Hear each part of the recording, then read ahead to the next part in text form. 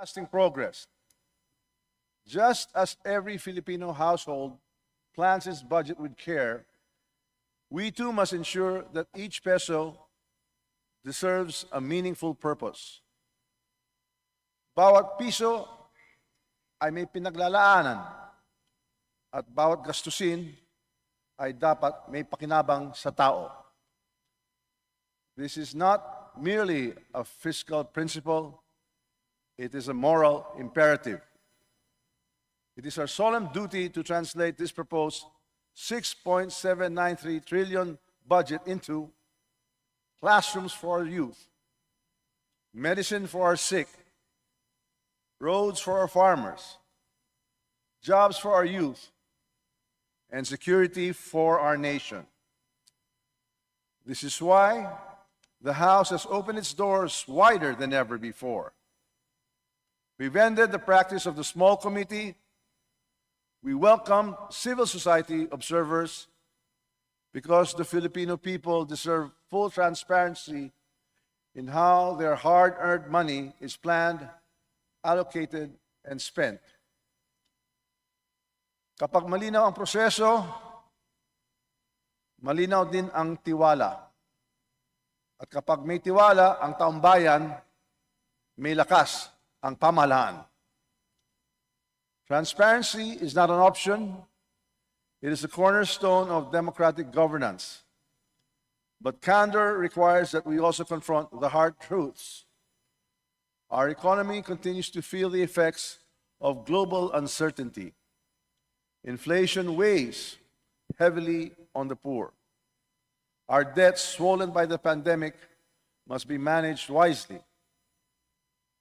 Growth targets must inspire confidence not only in our people, but in investors and markets that watch us closely. That is why this DBCC is so vital. It is the crucible where assumptions are examined, where aspirations are tested against reality. The national budget is not merely an accounting ledger, it is a vision. It stands as the government's most important policy instrument, the blueprint that must bring to life President Ferdinand Marcos Jr.'s call for a bagong Pilipinas. It is a comprehensive plan to connect communities, lower food costs, uplift education, strengthen healthcare systems, and create livelihoods and safeguard our sovereignty. To our partners in the executive branch, allow me to be clear. We will scrutinize, we will question, we will deliberate thoroughly. But we do so not as adversaries, but as allies, united by a shared purpose. For at the end of the day, at the heart of our collaboration lies a common goal: to deliver a better, more dignified life for every Filipino family. Let this DBCC be remembered not only for figures presented, but for the principles we upheld. Let it be said that here, leaders chose honesty over evasion, service over self-interest, and unity over division. Budgets are not built on numbers alone. They are built on trust. And trust is built on truth.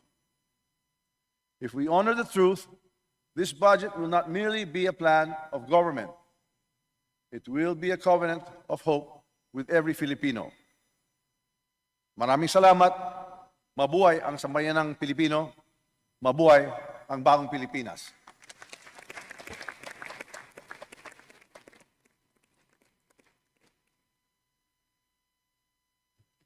Thank you very much, Speaker. May I now request the indulgence of the body for the chairperson to deliver my sponsorship remarks, opening remarks. Sa aking mga kapwa mambabatas sa Kongreso, sa ating mga kasama mula sa Development Budget Coordination Committee, at sa ating mga kababayang nakasubaybay sa unang araw ng budget deliberations, magandang umaga po sa ating lahat. We envision the budget for fiscal year 2026 to be centered on the Filipino people, both in terms of one, expenditure priorities, and two, the budget process itself. This is why we fully support the framework laid out by the DBCC, which emphasizes human capital development in crafting the 2026 national budget by prioritizing investments in quality education, healthcare, and workforce upskilling. Sisiguraduhin po ng Kongreso na ang 6.793 trillion pesos na budget ng ating bansa ay pakikinabangan ng ating mga kababayan. Mararamdaman at makikita po ninyo ito. Mas maginhawang pagpapagamot, mas dekalidad na edukasyon at mga classroom, mas maraming dekalidad na mga trabaho, at mas magandang mga kalsada para sa mga magsasaka upang mas mapadali ang pagdala ng inyo pong mga produkto sa merkado. Nadidinig po natin ang panawagan ng ating mga kababayan na mas maging bukas ang proseso at magkaroon po kayo ng mas malakas na boses sa pagbuo ng budget. In response to our people's clamor and in support of the call of President Ferdinand Marcos Jr. and of Speaker Martin Romualdez towards increased transparency and public participation in the budget process, we will enact major reforms. We will abolish the small committee, open the bicameral conference committee proceedings, and institutionalize civil society engagement in the budget process. Our commitment is firm. In this budget and in the years to come, we are bringing the Filipino back in the center of the budget process where you rightfully belong. Ang bawat piso ng budget na ito ay galing sa dugo at pawis ng mga Pilipino. Kaya magiging masusi po ang deliberasyon ng inyong Kongreso sa mga darating na buwan upang siguraduhin na ang bawat piso ay mailalaan para sa ikabubuti ng ating mga kababayan. To our partners in the executive branch, we look forward to working with you in crafting a budget that will be truly responsive to our people's needs and will unlock our country's full potential. To my colleagues in the House, we have a Herculean task in front of us, deliberating on our country's largest budget to date in the midst of implementing critical reforms that will challenge long-standing, decades-long practices.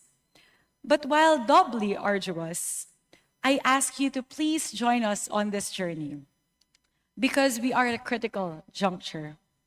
The work that we will be doing in the next months alone will be an important determining factor in safeguarding the Filipino people's faith in the budget process and in securing our country's economic future for generations to come. We need to do this for our country. We need to do this for the Filipino people. Maraming salamat po para sa Diyos at Bayan.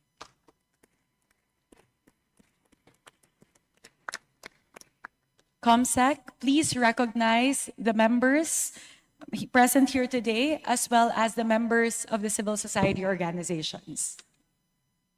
May we acknowledge the presence of the Deputy Speaker Ronaldo Puno, Senior Deputy Speaker J.J. Suarez, Majority Leader Ferdinand Alexander Marcos, Senior Vice Chair Abet Garcia, Deputy Majority Leader Jan Baronda, Deputy Speaker Faustino D., Senior Deputy Minority Leader Edgar Erice, Deputy Minority Leader Antonio Tino, Deputy Minority Leader Percy Sendanya, Deputy Minority Leader Sergio Dago, Deputy Majority Leader Munir Arbison Jr., Deputy Speaker Yaser Balindong, Deputy Minority Leader Leila de Lima, Deputy Majority Leader Bong Tebes, Deputy Majority Leader Marlene Agavas, Deputy Majority Leader P.M. Vargas, Deputy Majority Leader Howard Ginto, Vice Chairpersons Rufus Rodriguez, Vice Chairpersons Brian Poe, Jose Alvarez, Monique Lagdameo, Roger Mercado, Agustina Dice Tina Pancho, Joseph Tan, Romel Angara, Alexandria Gonzalez, Lalo Matugas, Raman Nava, Isabel Sagarbaria, Josefina Talyado, Maria Cristina Lopez, Cherise Fernandez, Johan Bautista, and also Vice Chair Romeo Momo, Dante Garcia, and Vice Chair Marcy Teodoro, and Vice Chair Bernadette Escudero. And for the members, Representative Nico Dasa, Rolando Valeriano, Jojo Ang, Nathaniel Aducado, Agatha Cruz, Chel Jokno, Maria Isabel Arenas, Arlene Ayon, Audrey Suviri, Miro Kimbo, Salvador Plato, Joseph Hu, former President Gloria Macapagal Arroyo, Representative Celso Regencia, Representative Ferdinand Beltran, Representative Rene Cu, Representative Florabel Yatco, Eleanor Bulot Begtang, Saldi Villa, Antolin Oreta, Lynette Fereng, Lenabel Villarica, Linabel Copilar, Nelson Legacion, Doris Maniquez, Mark Anthony Santos, Ricardo Cruz, Iris Montes, Caterina Chuatay, Representative John Rurik Pajernos, Deputy Speaker Bambi Emano, Deputy Majority Leader Ramon Rodriguez, Representative Jerry Perez, Representative Lonel Zenisa, Representative Ryan Recto, Deputy Speaker Jefferson Conghun, Representative Luis Villaferte, and Representative Romeo Acop. May we also acknowledge the presence of the civil society organizations that we have invited in these proceedings. From the Campaign for Tobacco-Free Kids, Maxine Tanya Hamada. From the Center for Youth Advocacy and Networking, Humphrey Soriano. From Code NGO, Brian Ezra Cainglet Gonzalez. From the Commuters for Change, Giselle Manuel. From Health Justice, Ralph de Golacion. From the Institute for Climate and Sustainable Cities, Juan Miguel Villarba Torres. Jose Robredo Institute, Dr. Francisco Magno. Move as One Coalition, Robert C. Multiply Ed Philippines, John Lloyd L. Sisura. People's Budget Coalition, Citizens Budget Tracker, Adolfo C. Montesa. From the Philippine Legislators Committee on Population and Development, Maria Aurora Kilala. From REID Foundation, Karen Valenzuela. And Safe Travel Philippines, Ann Camille Fajardo. Social Watch Philippines, Alce Kitalag. And from the Makati Business Club, Gita Keswani. And may we also acknowledge the entire DBCC family, the support staff. Good morning to all of you. That's all, Madam Chair.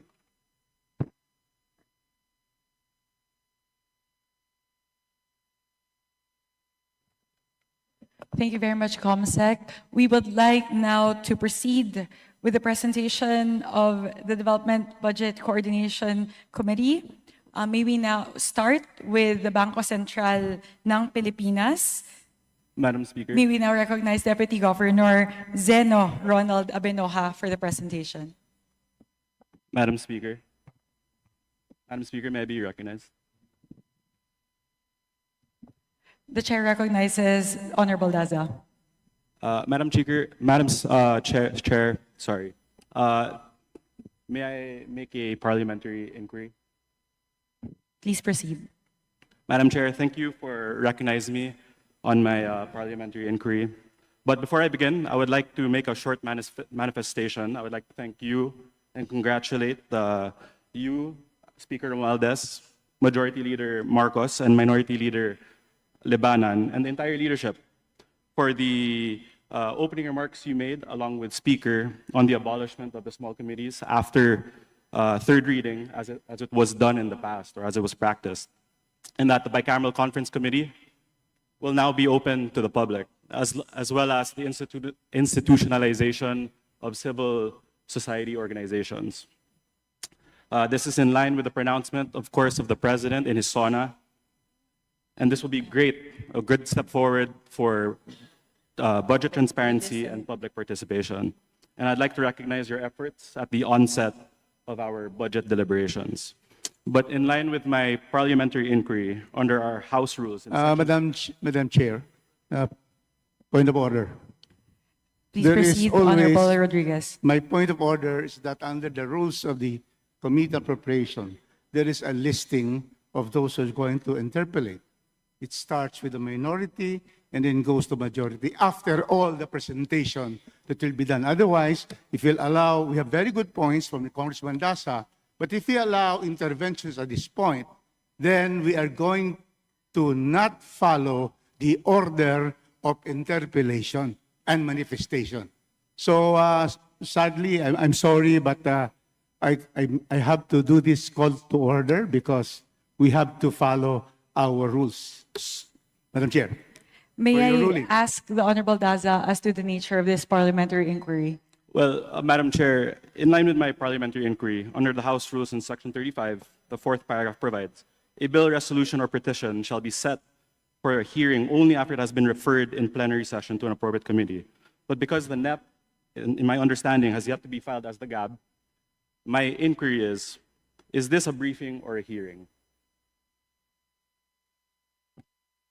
This is a briefing, as mentioned by the chair during the call to order. So, Madam Chair, it is my understanding that because the GAB will not be filed until September 1st, my question is, perhaps because maybe I'm a first-termer, so please enlighten and satisfy my curiosity. Why does it take so long for the GAB to be filed, considering we received it last week? The Madam Chair, process of... Madam Chair, I call for the ruling of my point of order. May I request for the members to wait for the chair for you to be recognized by the chairperson before proceeding. Honorable Rodriguez. Thank you, Madam Chair. I call for a ruling of the chair on my call to my point of order.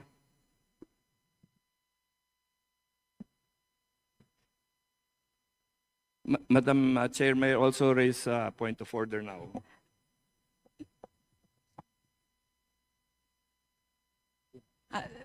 Before that, I would just like to quickly respond to the query by the Honorable Daza. The reason why it takes so long, it's a tedious process. So every line that's there in the NEP has to be encoded manually and translated into the General Appropriations Bill. That's why we would need that time in terms of the preparation and the printing. Thank you, Madam Chair. If I may just... Before you proceed to your next point, may I recognize the Honorable Deputy Speaker Ronnie Puno. Yes, I just want to ask, since we're already talking points of order and parliamentary inquiries, has this converted already into a committee hearing instead of a briefing?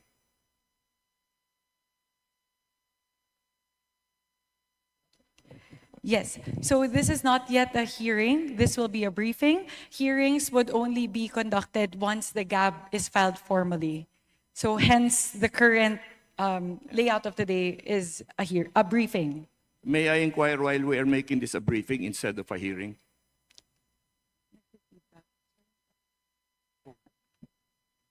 Sorry, there's feedback, so we're unable to hear the queries.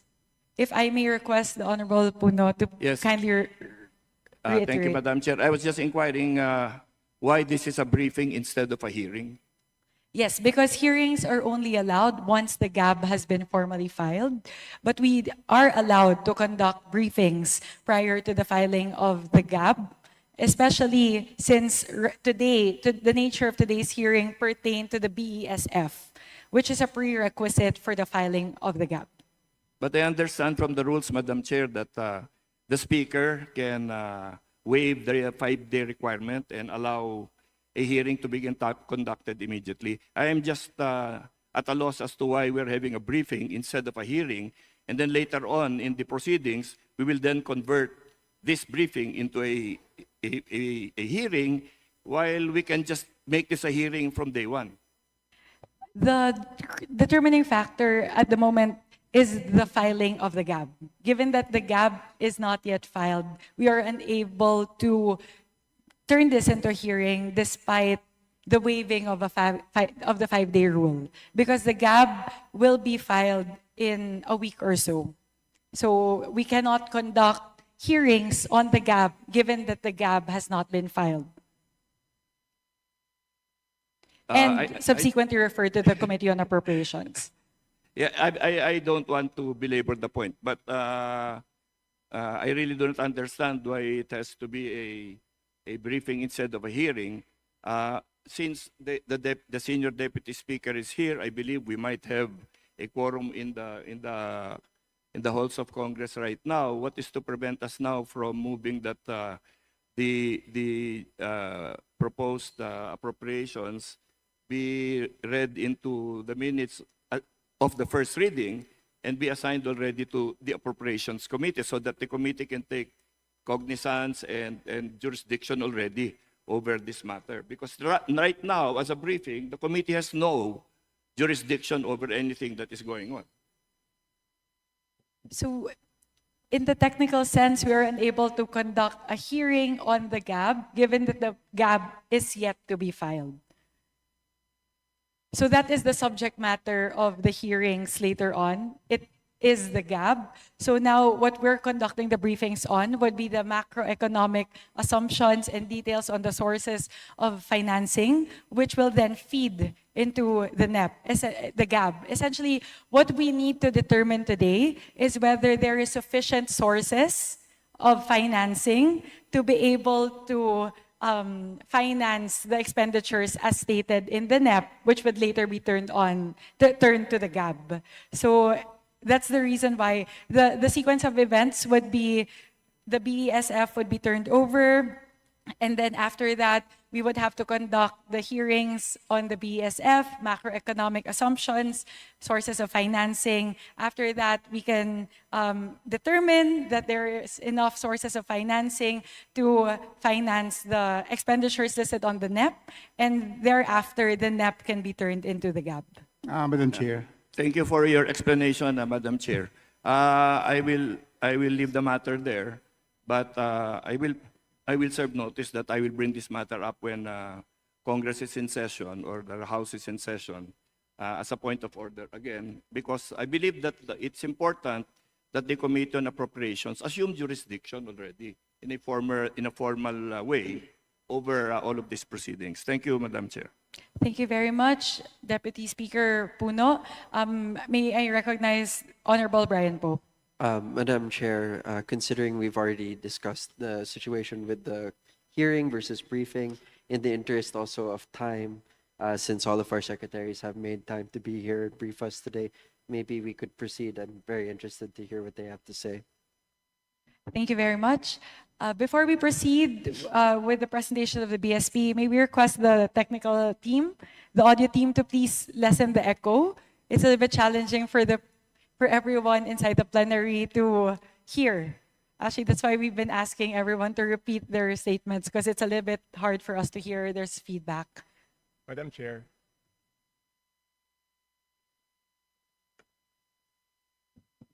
Yes, Honorable Chanco. Madam Chair, I think you have to rule on the point of order of the Honorable Rodriguez unless he withdraws his motion. The ruling of the chair is we will proceed today as a briefing, not a hearing. Okay, thank you very much. But I would just like to clarify that the sequence is, as Honorable Rodriguez remembers, and I hope we modify it. I hope we sustain it. Is it's minority, independents, and then majority, right, Honorable Rodriguez? We agree with that, and that is why there's a listing here, and there is the minority, there is an independent group, and we have the majority, and then it will be alternating. But Yes. always starting with the minority, then the independent, Madam Chair, and then the majority. But we have to proceed already. Yes, thank you. Otherwise, if we allow parliamentary inquiry, questions and suggestion manifestation, then we cannot really start the hearing. The reason why this is a hearing, Madam Chair, is because the GAB has not yet been filed by our rules and referred to our plenary. There's nothing to hear. But because of the lack of material time, and we want to finish this budget for the development of our country, this will just be a briefing because there can be no hearing. There's no General Appropriations Bill filed yet and referred to the on first reading to the committee. After it is filed on September 1, then we go into the hearing itself. But what happens now? The same banana. What happens now? There will be presentation, there will be interpellations up to August 31, and then we have September 1. But we are going to adopt in the committee the briefing here to be converted to a hearing once we already have this GAB, General Appropriations Bill, already pending in the plenary and already called by first reading. Thank you, Madam Chair. Thank you very much. The last point that we will say about this matter is that the proper sequence is clear. First is a submission of the BESF. Second is the briefing and deliberations on the financing framework and aggregate expenditures. Third is the filing of the GAB. Fourth is the detailed deliberations of the NEP only after the GAB is formally referred to the Committee on Appropriations. I would also like to assure the Honorable Chanco that we will follow that sequence in the interpellation. So we'll start with the minority, then independent, and then majority. May I now proceed with the presentations? I would like to recognize the Honorable Deputy Governor of the Bangko Sentral ng Pilipinas, Deputy Governor Zino Ronald Abinoja, for the presentation. Thank you, Madam Chair. Good morning, Honorable Congressman, Honorable House Speaker Representative Martin Romualdez, Honorable Chair of the Committee on Appropriations, Micaela Swansing, and Honorable Representatives present at today's briefing. Good morning to all of you. It is my privilege to present our assessment of the monetary, financial, and external sector performance of the country, as well as the macroeconomic assumptions behind the proposed national government budget for the fiscal year 2026. The Bangko Sentral ng Pilipinas is a resource institution. Madam Chair, point of order. Well, May I, before I parliamentary recognize the Honorable Tino, would it be possible, let's just let the BSP finish their presentation Madam first. Chair, my point is that in briefings, it is customary for the head of agency to make the presentation.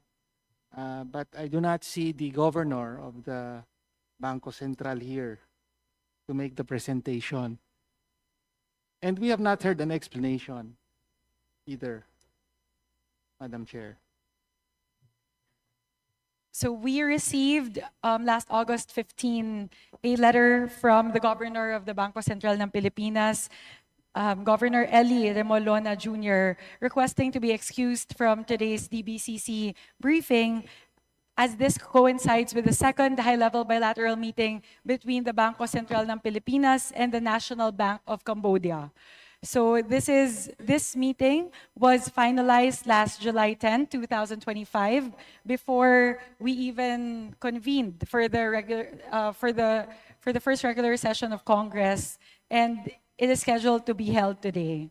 So given that this is bilateral in nature between two central banks of two countries, the committee and the House leadership decided to allow Governor Remolona to be excused from today's hearing.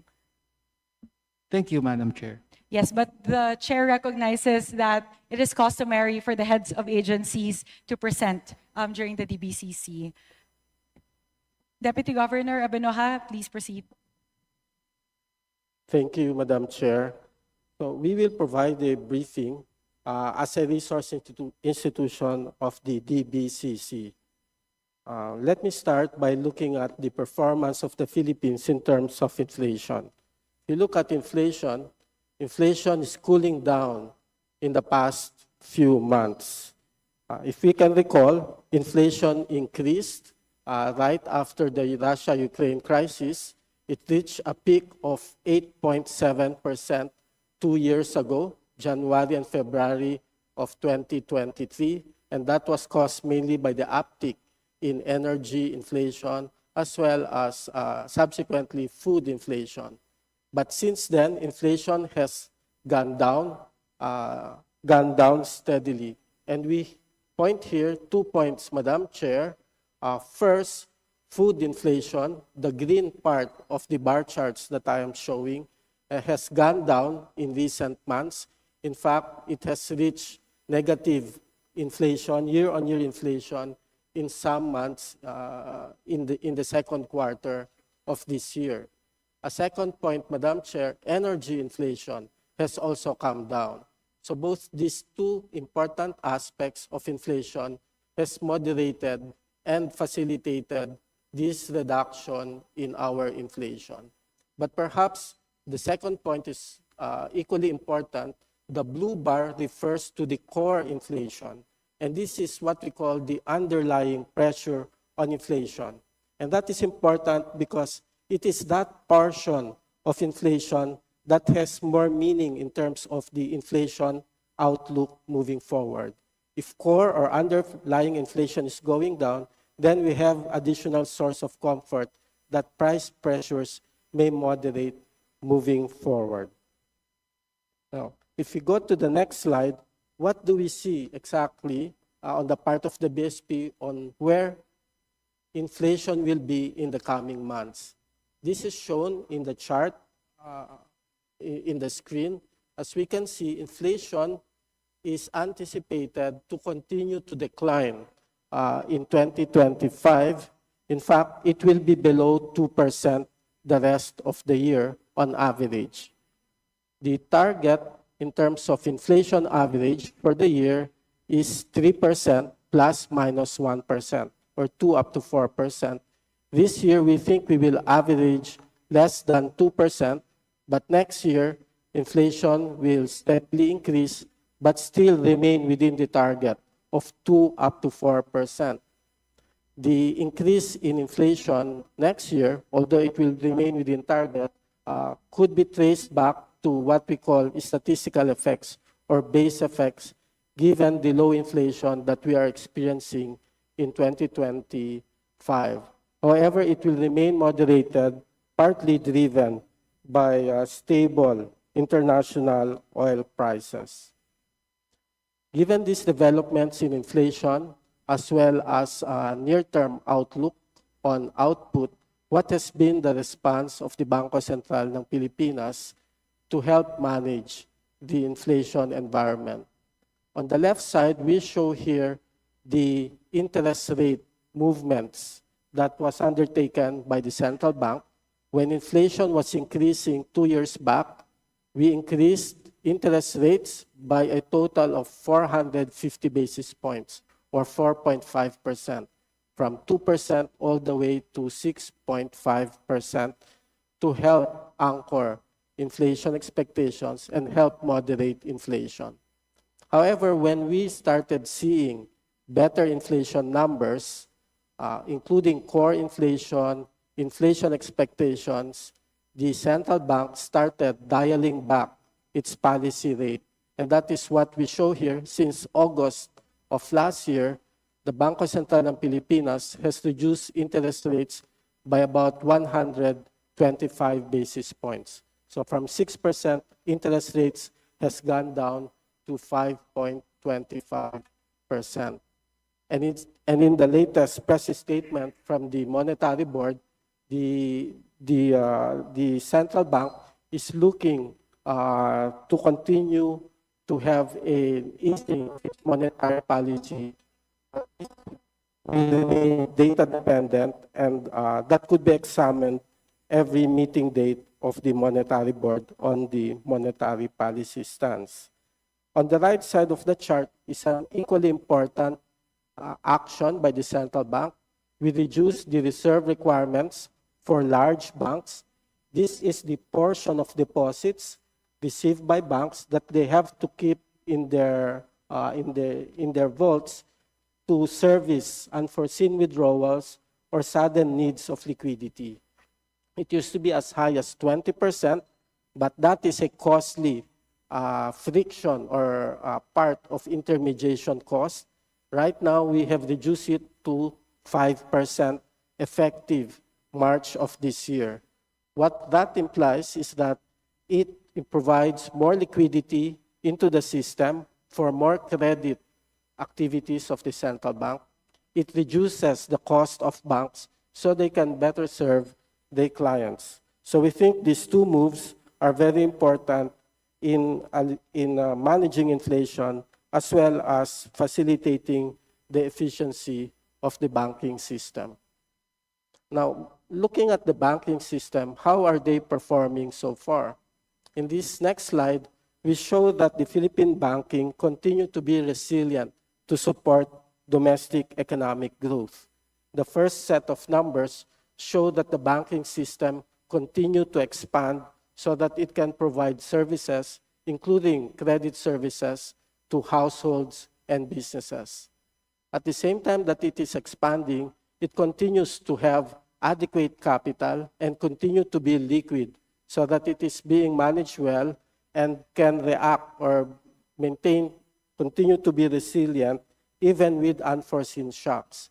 So the capital adequacy ratio, CAR, the liquidity ratios are all above the minimum regulatory thresholds that the Bangko Sentral has set for big commercial banks. Then finally, the third set of numbers at the bottom refers to the quality of the assets, particularly the quality of the loan portfolio of banks. The NPL, or the non-performing loans ratio, is quite small at 3.3%, and they have adequate allowances to cover for this particular portion of the assets of the banking system. So the non-performing loans are steady and are well covered by their allowances. Even as the banking system continues to grow and remain resilient, one advocacy of the central bank is to facilitate access to formal financial services by a broader segment of our population. And we show here in the next slide the progress that we have done so far. On the left side, we show the share of digital payments to total retail payments. Back 5 years ago, let's say in 2019 or 2020, the proportion of digital payments is about 20% of total retail payments. That has gone up quite dramatically, and it now stands at least 57% of total retail payments as of 2024. On the right side, we also show the progress that's being done in terms of opening formal financial or banking accounts for the general population. And here we show the basic deposit accounts. Basic deposit accounts are no-frill accounts. The opening requirements are very minimal. The opening balance is small, and the maintaining balance is actually zero. And we can show that a greater portion of the population has opened this type of basic deposit accounts since 2019. If you look at 2019, about 4 million deposit accounts were opened, but now we have more than 26 million accounts of deposit accounts opened by the adult population of the country. So overall, we think that the banking system remains resilient and continue to provide more resources, more services to a broader segment of our population. And we will continue to do so moving forward, Madam Chair. If you look at the external transactions of the Philippines, we show in this slide two charts, Madam Chair. On the left side is the summary of our trade transactions. Trade in goods, the blue chart, the blue bar on the left side, and the services and income portion of our external transactions with the rest of the world. As can be seen, if we look at goods transactions, it's a net deficit. However, if we look at services, and this covers the revenues of business, process outsourcing industry, as well as tourism receipts, the yellow bar, that's a positive. And if we add into it the remittances of OFWs, the green bar, then it could even be a larger positive number for our external transactions. So this services and income portion partially offsets the deficit that we are experiencing in terms of our trade in goods sector. Now, how much buffer do we have in terms of responding to external shocks? One such buffer is the international reserves.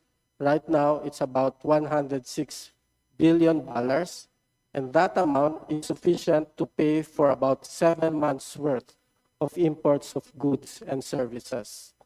If you look at our obligations, our principal and interest payments for the next 12 months, that amount of reserves is equivalent to more than 3 times the amount that we have to pay in a span of 12 months in terms of interest and principal payments, Madam Chair. So looking at both metrics, we do have an adequate amount of buffers to help us manage external shocks. We now move, Madam Chair, to the proposed near-term macroeconomic assumptions that underline the budgets that are being presented, that is being presented to Congress. And we show here the key numbers. If you look at headline inflation, it could average between 2 to 3% this year. In fact, our latest number is that it could even be below 2%. And then by 2026, it could average 2 to 4%. That is the assumption that is being adopted for 2026. It coincides with the inflation target for that year. For Dubai crude oil prices, it's about $60 to $70 per barrel. Right now, what we are seeing in the market are less than, actually, around $70 per barrel in terms of average for the first 6 months of the year. But if we look at 2026 futures prices, Dubai crude oil prices could average about $65 per barrel. In terms of exchange rate, the assumption is that it could hover within the range of 56 pesos to 58 pesos to $1. In terms of 1 year T-bill rate, it could average this year, 2025, at 5 to 6%. And so far, the average for the first 7 months of the year is at 5.7%. For next year, interest rates could go down, could average between 4.5% to 5.5%. That could reflect the decline in inflation as well as the decline in interest rates in central banks, including the Philippines. And that is also the narrative behind the international interest rates. We show here what is called the secured overnight financing rate for 6 months. It's a benchmark interest rate for the international financial markets. This year, we think it could average about 3.5% to 4.5%. So far, for 7 months, it's at 4.2% average. Next year, it could go down further to 3 to 4%. Again, a reflection of possible easing of inflation pressures and decline in policy rates by central banks across major economies. In terms of goods exports, we continue to recover. It might still be a small negative growth rate for exports this year, but for 2026, we are penciling in a 2% growth.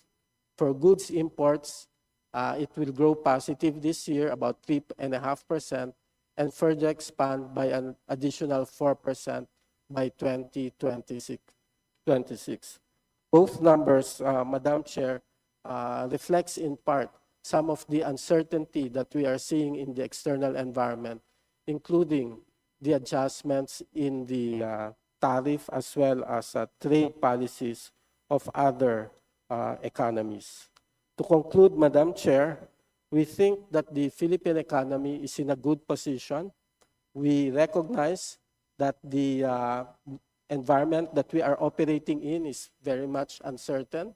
There are a lot of challenges, and this, for example, could come from global trade tensions and geopolitical uncertainties. But we think that we are able to preserve the fundamental strength of the economy. On the part of the BSP, we will stay vigilant and continue to promote stability that will foster both a sustainable, broad-based, and inclusive growth for our country. I stop here, Madam Chair. Thank you. Thank you very much, Deputy Governor Zeno Abenoja of the Bangko Sentral ng Pilipinas for that presentation. My apologies, procedurally, we should have started with the remarks from the chairperson of the DBCC. My apologies, Secretary Mina. Chair, it's okay. Apa. We can proceed with the next presentation. Thank you.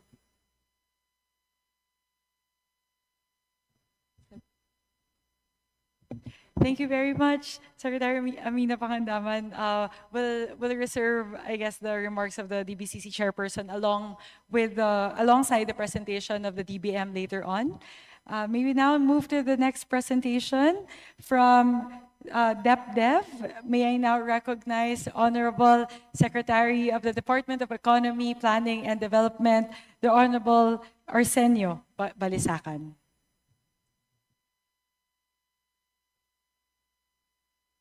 Honorable Speaker Martin Romualdez, Honorable Seniors Deputy Speaker David Suarez, Honorable Chairperson Micaela Angela Swansing of the Committee on Appropriations, and the Senior Vice Chairperson of the same committee, Honorable Albert Garcia, Majority Leader Sandra Marcos, Minority Leader Marcelina Libanan,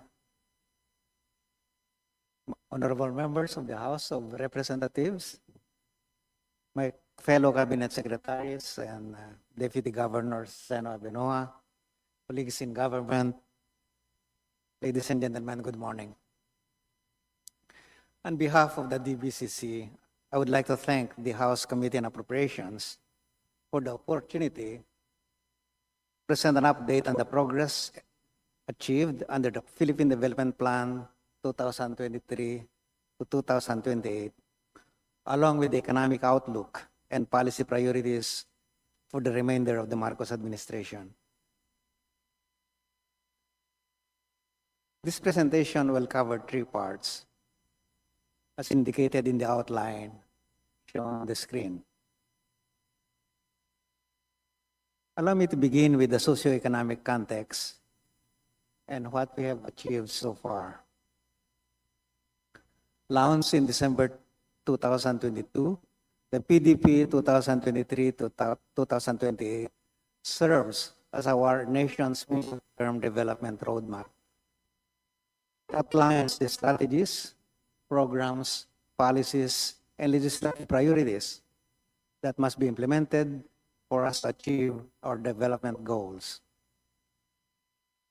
As a document produced after the COVID-19 pandemic, the PDP aims to reinvigorate job creation, accelerate poverty reduction, and steer our economy back on a high growth path toward a prosperous, inclusive, and resilient society. The plan is framed by the Marcos administration's 8-point socioeconomic agenda and anchored on the Filipino people's long-term vision, the Ambition Natin 2040. The PDP aims to drive comprehensive transformation across the social and economic sectors while strengthening the enabling environment, our institutions, regulatory and policy frameworks, and the physical infrastructure that supports them. The table shown on the screen summarizes our progress over the past 2 years. The economy grew by 5.5% in 2023 and 5.7% in 2024. Among the fastest in emerging Asia, despite various global and domestic headwinds.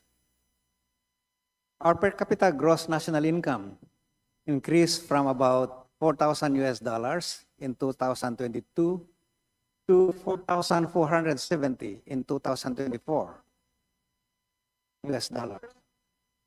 Growth has been accompanied by stronger labor market outcomes, with unemployment falling and the share of wage and salaried workers rising.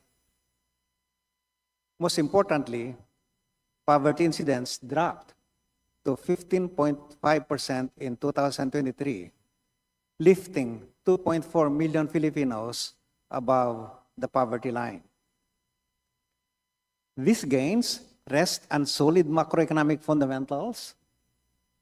After spiking in 2022, headline and food inflation eased, as shown earlier by our Deputy Governor, thanks to targeted supply and demand-side measures.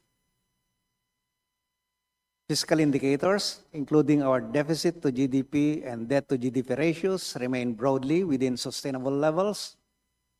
We also advanced in innovation governance, as reflected in our improved ranking in the Global Innovation Index.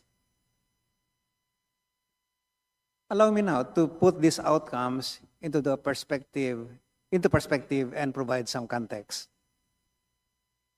The Philippine economy has experienced robust growth over the past 15 years, with GDP growth averaging between 6 to 7%, with the exception of the sharp contraction we experienced in 2020 due to the COVID-19 pandemic. Most recently, GDP growth has averaged about 5.4% in the first half of 2025, still among the fastest in emerging Asia, demonstrating our economy's resilience and stability despite the uncertainties prevailing in the external environment. Despite the setback from the 2020 pandemic, the Philippine economy rebounded strongly, nearly doubling in size over the past 15 years and outpacing many of its regional peers. This resilience has translated into steady income gains. Our per capita GNI continues to rise, bringing us closer to crossing the World Bank's upper middle income threshold. We are poised to reach this milestone within the PDP period, possibly even this year. Our growth story has attracted international attention, strengthening investor confidence. Over the past 3 decades, net FDI inflows have grown significantly, helping us narrow the gap with regional peers. From January to May 2025, net FDI reached $3 billion, mainly from Japan, the United States, Singapore, and South Korea. While this is lower than last year, the moderation reflects global uncertainties and more cautious investor sentiment. Economic expansion has translated into more and better jobs. Since the first half of 2022, about 4.1 million jobs have been created. Unemployment fell from 6% in 2022 to 4.2% in 2025, while underemployment improved modestly. These figures demonstrate that growth is translating into real opportunities for Filipino people, Filipino workers. Stronger growth and better labor outcomes have delivered meaningful poverty reduction. Poverty incidence fell from 18.1% in 2021 to 15.5% in 2023, exceeding our target and lifting millions of Filipinos above the poverty threshold. Encouragingly, progress is consistent across different norms or standards for poverty assessment, underscoring that we are moving in the right direction. It is equally heartening that the poorest households have recently experienced faster income growth compared to higher income groups. This has reduced income inequality as shown in the declining Gini index, a broadly measure of inequality, signaling that economic growth has become more inclusive and its benefits are reaching more Filipinos. Still, sustaining long-term growth requires diversifying beyond consumption and services, our primary growth pillars. Agriculture and industry continue to face structural challenges, which we must address to reinforce our economic drivers and generate higher quality jobs. Another challenge is the concentration of economic activity in Mega Manila. That's Metro Manila plus Calabar Zone and Central Zone. While most regions have grown faster than the national average, Mega Manila still accounts for more than half of GDP. Achieving balanced, resilient, and more inclusive development requires diversifying our growth engines across the country. To address these challenges, infrastructure development remains a cornerstone of our strategy. Public investments averaged 5.8% of GDP between 2022 and 2024. Projects such as the Pangil Bay Bridge and the Plaridel Bypass have been completed, while more than 200 flagship projects are ongoing or in the pipeline. These investments are critical to connectivity, resilience, and inclusion.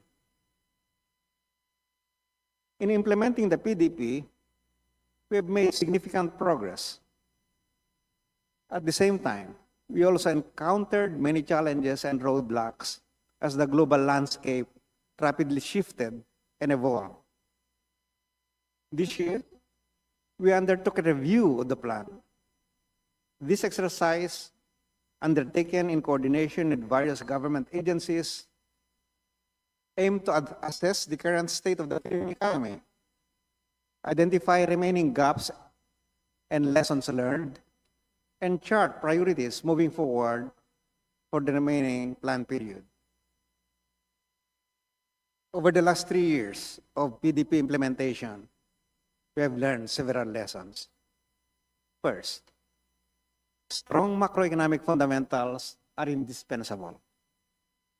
They enable our economy and our people to withstand various geopolitical, environmental, and technological shocks.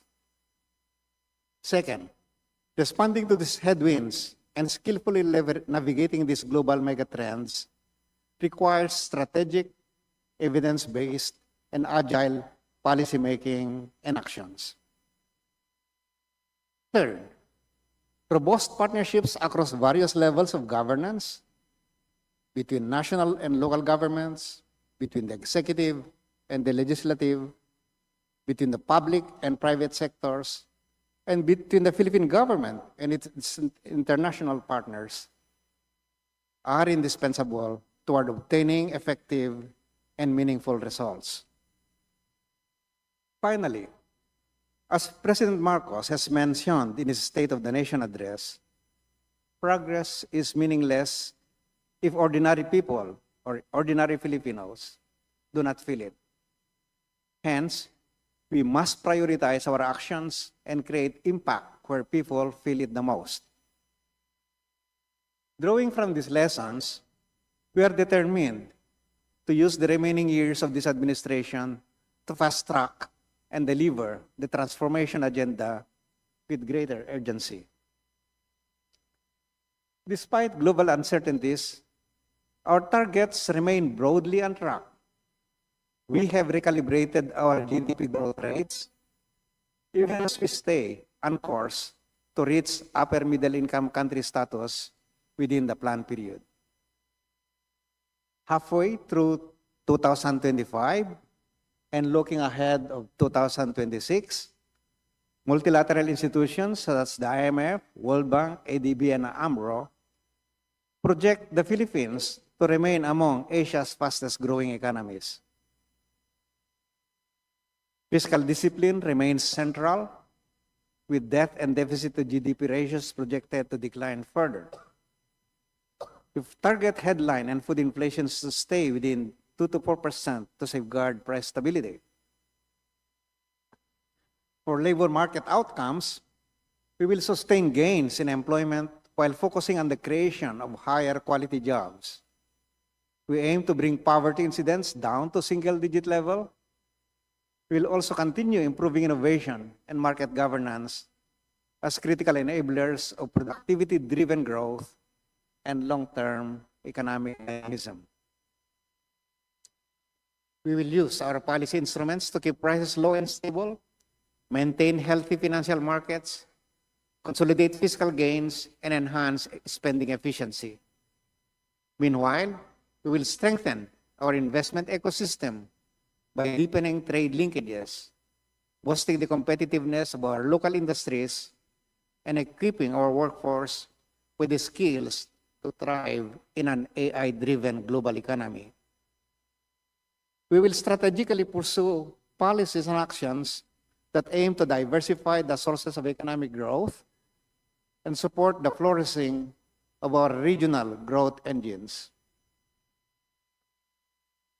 As the President has mentioned in his SONA, we will continue to prioritize measures that have the most significant impact on Filipinos.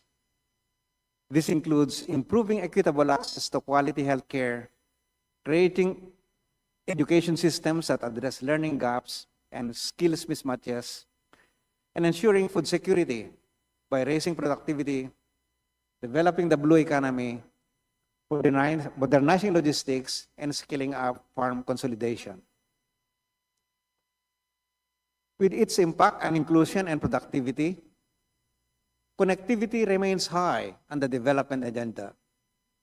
We will sustain high levels of infrastructure development with over 200 flagship projects across various sectors and in different stages of development and implementation. Alongside this, we're implementing the PPP code to mobilize greater private sector participation in our infrastructure build-up with more than 250 PPP projects already underway and about 230 projects in the pipeline. A stronger policy and regulatory environment reinforces our efforts. Over the past 3 years, we have worked closely with Congress to pass reforms that advance human capital, strengthen investment, reinforce fiscal discipline, and create a predictable and enabling framework for growth. We will continue to collaborate with Congress to prioritize transformative reforms identified in the updated PDP. Reforms that will accelerate the realization of our shared development objectives. In closing, while we have made significant progress, the challenges ahead demand bold reforms and sound policy choices. We must continue to build the capacity of our people, transform our institutions, and future-proof our economy. With the 20th Congress as our steadfast partner, we have the opportunity to uplift the lives of our people and shape the future we desire. Together, under Bagong Pilipinas, let us move closer to our shared vision of a matatag, maginhawa at panatag na buhay for every Filipino. Thank you. Thank you very much, Secretary Balusacan of the Department of Economy, Planning and Development. May we now proceed with the presentation of the Department of Finance. May I respectfully recognize the Secretary of the Department of Finance, Honorable Ralph G. Recto. Thank you very much. Deputy Speaker, Majority Leader, Madam Chair, the Vice Chairpersons, and members of this committee, magandang umaga po sa inyong lahat. It is nice to be back in the bigger and better house, which was my home for 11 years, which should have been 13 by now, if I had not been sentenced to do hard labor in the cabinet. Be that as it may, thank you for this opportunity to brief the House about the national government's fiscal position. But before we begin to talk about where we are heading, let us first look back at where this administration began. for our fiscal outlook can only be fully understood within the context of the circumstances we inherited and the global trends that heavily influence our course forward. So allow me to provide these briefly. To start with, this administration came at a time when we needed to rescue an economy flatlined by the pandemic. Bumagsak ang ating ekonomiya ng 9.5%, pinakamababa mula World War II, and the past administration left us with a massive debt of 12.8 trillion. Ang interest sa 12.8 trillion ay kulang-kulang mga 650 billion pesos. And against this backdrop, we navigate an ocean of global uncertainties. Nariyan ang Russia-Ukraine war, El Nino, Israel-Gaza war, Israel-Iran war, geopolitical tensions with China, a Cold War, and now the rise of trade wars. Around the time we crafted the first medium-term fiscal framework in 2022, the world still hoped for a smooth post-pandemic recovery. But these geopolitical tensions interrupted this recovery. Supply chains were disrupted, food and fuel prices surged, inflation soared. In response, central banks tightened interest rates, tempering global growth expectations. Just like every other country, we feel the weight of these global pressures. That is why when I took on the finance secretary hat, my first move was to recalibrate our growth and fiscal targets. We now review these targets regularly to keep them attainable, realistic, and adaptive to global headwinds, while staying firmly anchored on sustainable growth. Because fiscal goals rise and fall with growth targets. Setting them unrealistically high in uncertain times risk revenue shortfalls. This would widen the deficit and force us to borrow more. To be clear, tempering these targets is not lowering our ambition. It is sound fiscal discipline. It shows confidence in our ability to deliver and the wisdom to pace ourselves so we can finish strong. Our refined medium-term fiscal program now charts a realistic path to reduce our deficit and debt while creating more jobs, raising incomes, and lifting millions of Filipinos out of poverty along the way. And under this, we have ensured that every peso collected or borrowed will be stretched to deliver the biggest bang per buck for the Filipino people. To put it into perspective, the 2025 national budget stands at 6.35 trillion pesos, of which only 4.64 trillion pesos are supportable by revenues. Ibig sabihin, ang gastusin ng gobyerno ay aabot sa 17.4 billion piso kada araw, but only 12.72 billion pesos per day will be financed by revenue collections, Monday to Sunday, every 24 hours, kada 24 na oras. So against this Herculean task of funding a gargantuan budget, we needed to scout for more resources without inflicting new taxes or bequeathing debts to be paid by future generations. And that is why the DOF hiked GOCC's dividend rates to 75% from 50%, which is now one of our major sources of non-tax revenues. And that is why we are privatizing more underutilized government assets. The BIR and BOC have also stepped up with higher collection performances through digitalization, strict enforcement, and plugging of leakages in the tax system, especially from e-commerce. So far, we are on track to meet our medium-term fiscal framework targets, with revenue collections growing by double-digit for the last 3 years at an average of 13.8% annually. Tax collections have also consistently expanded at an average of 11.5% annually. In fact, in 2024, we achieved a revenue effort of 16.7%, the highest in the last 27 years. We are also on course to meet our fiscal program for the year, having already achieved half of our targets. As of mid-year, our tax collection continued to post double-digit growth, totaling 2.03 trillion pesos. This is 10.7% higher than last year. This robust revenue performance placed us among Asia's top revenue to GDP ratios at 16.7% for the first half of 2025. Our expenditures also grew by 9.5% in the first half of the year, reaching 3.03 trillion pesos. Meanwhile, our fiscal deficit for the first half stood at 765.5 billion pesos, within our mid-year target.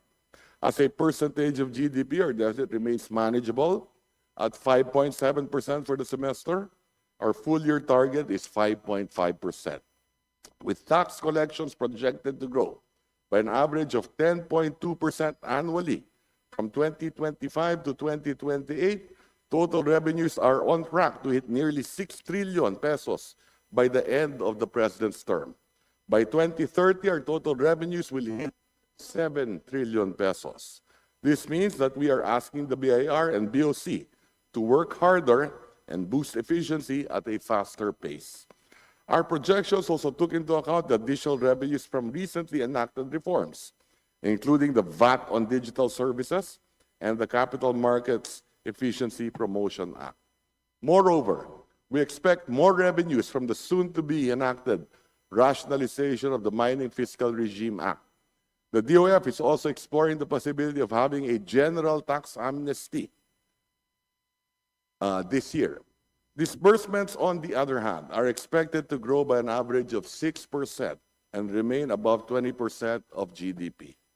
With higher government revenue collections and improved expenditure management, our fiscal deficit is projected to drop from the pandemic high of 8.6% in 2021 to 5.5% in 2025 and down to about 4% by 2028.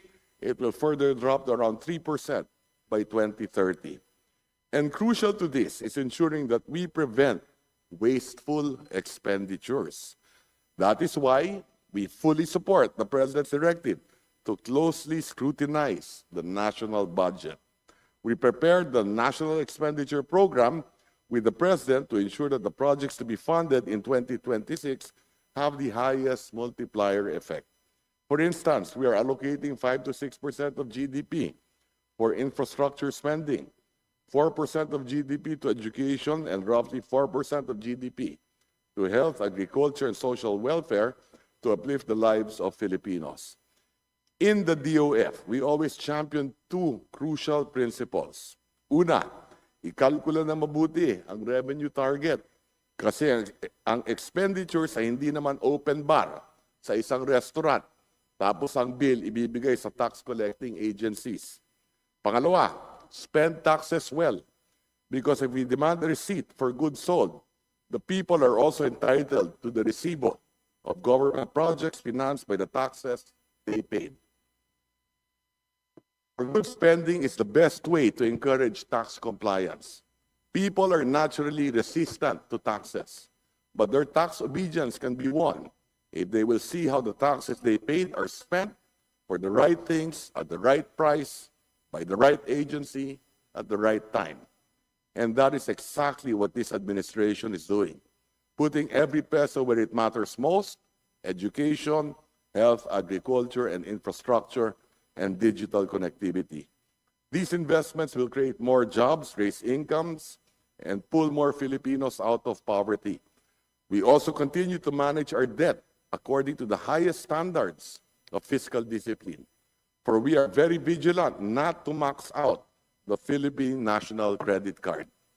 What people need to understand is that when the Marcos Jr. administration took over in 2022, minana po namin ang 12.8 trillion pesos na utang ng mga nakaraang administrasyon.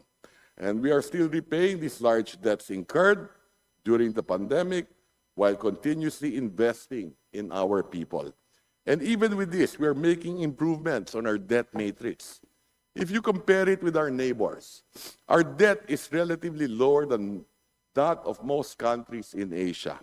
Japan's total debt is at 485 trillion pesos. Singapore at 53.6 trillion pesos. South Korea at 46.89 trillion pesos. Indonesia at 31 trillion pesos. And Thailand at 17.73 trillion pesos. We're also in the middle of the pack in terms of our national government debt and general government debt to GDP ratios, which calculate our ability to pay. About 69% of our outstanding debt is domestic. Kaya hindi po kayo dapat mabahala dahil ang utang nito galing po sa sarili natin. Ibig sabihin, karamihan ng interes ng ating binabayad ay napupunta rin lang bilang dagdag na kita ng ating mga kababayan.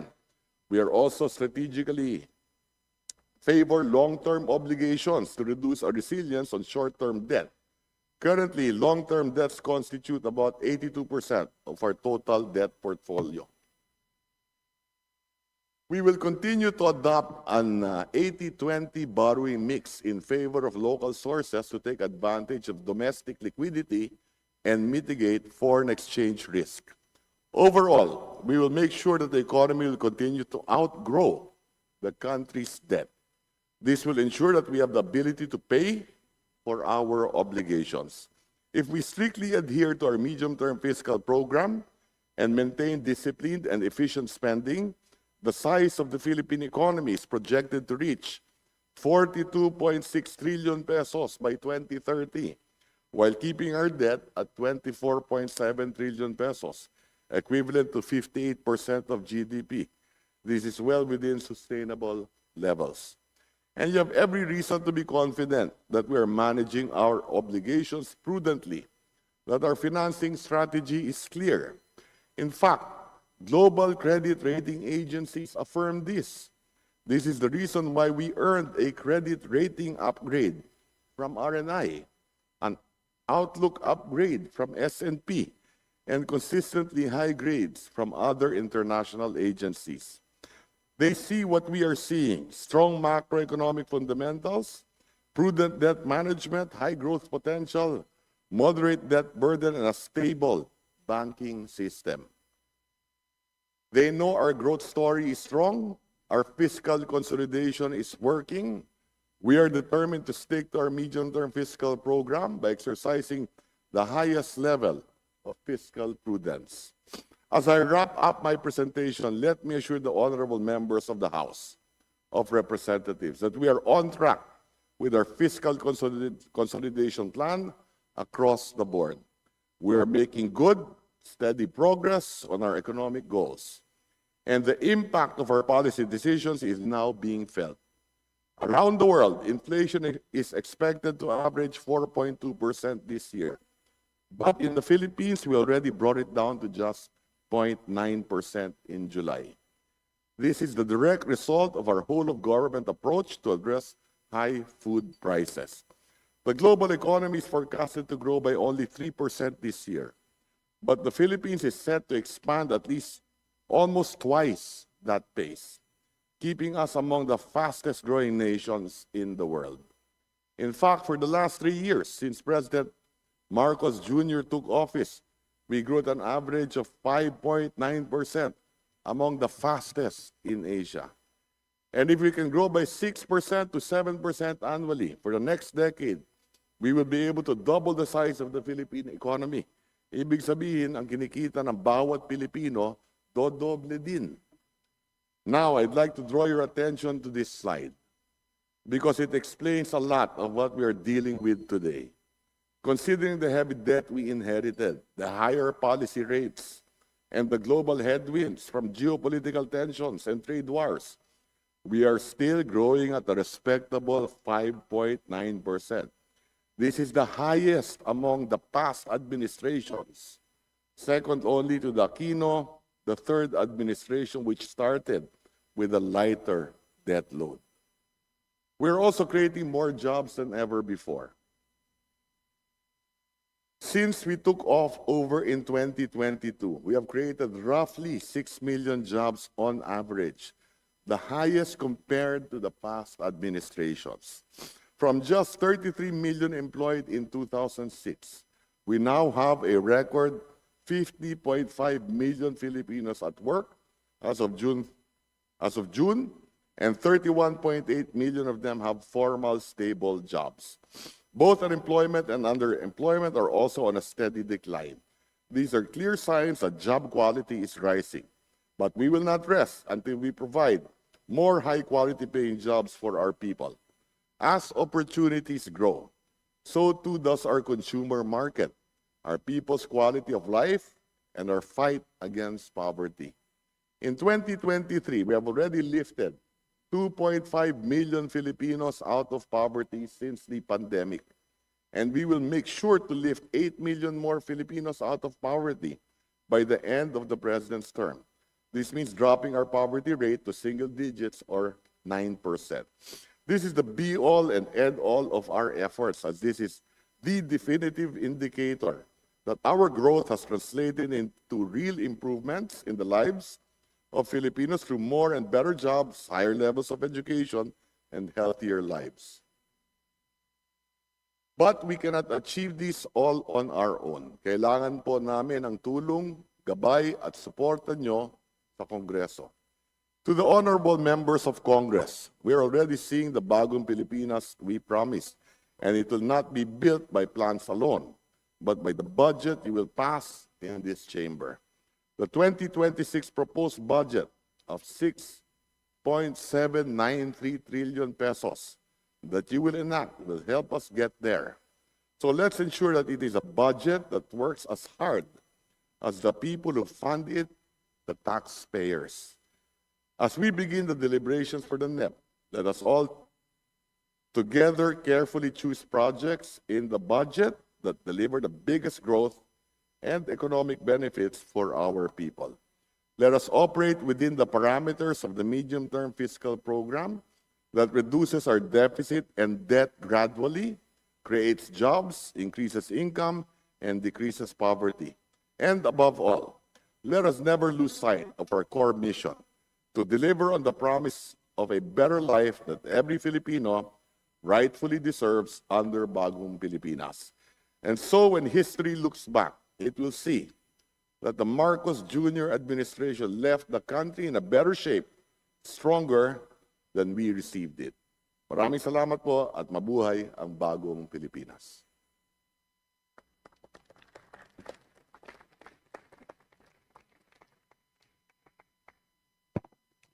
Thank you very much, Secretary Recto. We would now move to the presentation of the Department of Budget and Management, as well as the remarks of the chairperson of the DBCC. May I now recognize the Honorable Secretary Amina Pangandaman, Secretary of the Department of Budget and Management and chairperson of the DBCC. Thank you, Chair. To House Speaker Martin Romualdez, Majority Floor Leader Sandra Marcos, Senior Deputy Speaker J.J. Suarez, House Committee on Appropriations Chairperson Micaela Swansing, Senior Vice Chairperson Albert Garcia, Minority Floor Leader Marcelino Libanan, honorable members of the 20th Congress, my fellow economic managers, and colleagues in government, magandang umaga po sa inyong lahat. Assalamualaikum warahmatullahi wabarakatuh. Thank you for this opportunity to present the key dimensions and priorities of the fiscal year 2026 National Expenditure Program. At the onset, allow me to share that no less than our President sat down with each agency, not just once, but several times, to better understand and plan with them how we can make our agenda for prosperity truly felt by the Filipino people. And our very hardworking officials, bureaus, services, and offices at the Department of Budget and Management and DBCC, together with all departments and agencies of the executive branch, worked hand in hand to ensure the fulfillment of the needs and aspirations of the Filipino people. Hence, what we present to you is a national expenditure program that is not only strategic and fiscally sound, but most importantly, people-centered. We will also continue to pursue our agenda for prosperity, but this time with the theme of nurturing future-ready generations to achieve the full potential of the nation. This theme reflects our commitment to ensure that the budget not only meets our economic targets, but become more about truly uplifting the lives of our people, especially the next generations. At the same time, all of our efforts seek to achieve the full potential of the nation, to borrow the President's words at the last ASEAN meeting, and achieve the bagong Pilipinas we all aspire for. The fiscal year 2026 National Expenditure Program amounts to 6.793 trillion pesos, or equivalent to 22% of the gross domestic product, and is higher by 7.4%.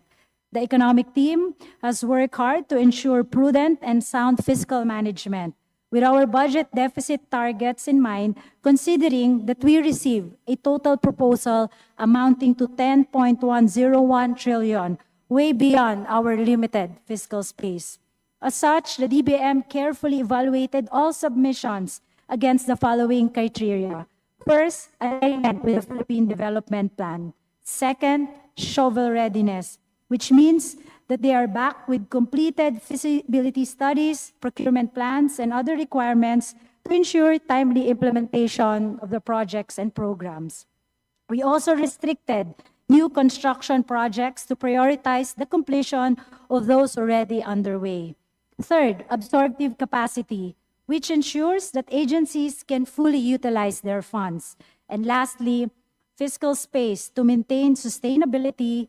We also encourage agency to adopt efficiency measures, reducing maintenance and other operating expenses, including travel, training, and utilities, except for critical sectors such as education, health, and agriculture. And finally, we prioritize programs that deliver the highest impact. We also encourage agencies to implement sustainable practices in government operations to ensure that our resources are utilized to meet both present and future public needs.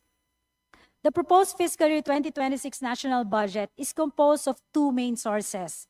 First, the program appropriations, which account for 64.8% or 4.403 trillion pesos and cover agency-specific and special purpose funds. Next is the automatic appropriations, which make up 35.2% or 2.390 trillion pesos and are authorized by existing laws. Meanwhile, the unprogrammed appropriations stand at 250 billion pesos or 3.7%, which is way low of the total budget, which is way lower than the 4 to 5% threshold set by the multilateral organizations. Moving on to the dimensions of the proposed fiscal year 2026 national budget, by expense class, MOE will receive some 2.640 trillion pesos, the largest share at 38.9%, to fund the implementation of government programs and projects. This is followed by personal services expenditures with 1.879 trillion pesos, cornering 27.7% of the total budget, and reflecting a 15.1% year-on-year growth. This will fund the salaries and other PS benefits of government workers, including the requirements and creation and filling of positions. Finally, capital outlays will be allocated with 1.324 trillion pesos to fund priority infrastructure projects, while financial expenses comprising largely of interest payments will be provided with 950 billion pesos. In line with our commitment to further empower every Filipino, we will allocate 34.1% of the proposed national budget for the social services sector with 2.314 trillion. Next is the economic sector with 27.5% with 1.868 trillion pesos. This will fund priority projects on education, health, social protection, agriculture, and infrastructure, all of which uphold the fundamental rights of Filipinos and promote inclusive and sustainable development. Meanwhile, the general public services and defense sectors will be allotted with 1.2 billion pesos or 17.7% and 430.9 billion pesos with 6.3% respectively, while a total of 978.7 billion or 14.4% will be provided for debt burden, comprising interest payments and net lending to government corporations. By recipient units, the national government agencies will receive 4.305 trillion pesos or 63.4% of the total proposed budget.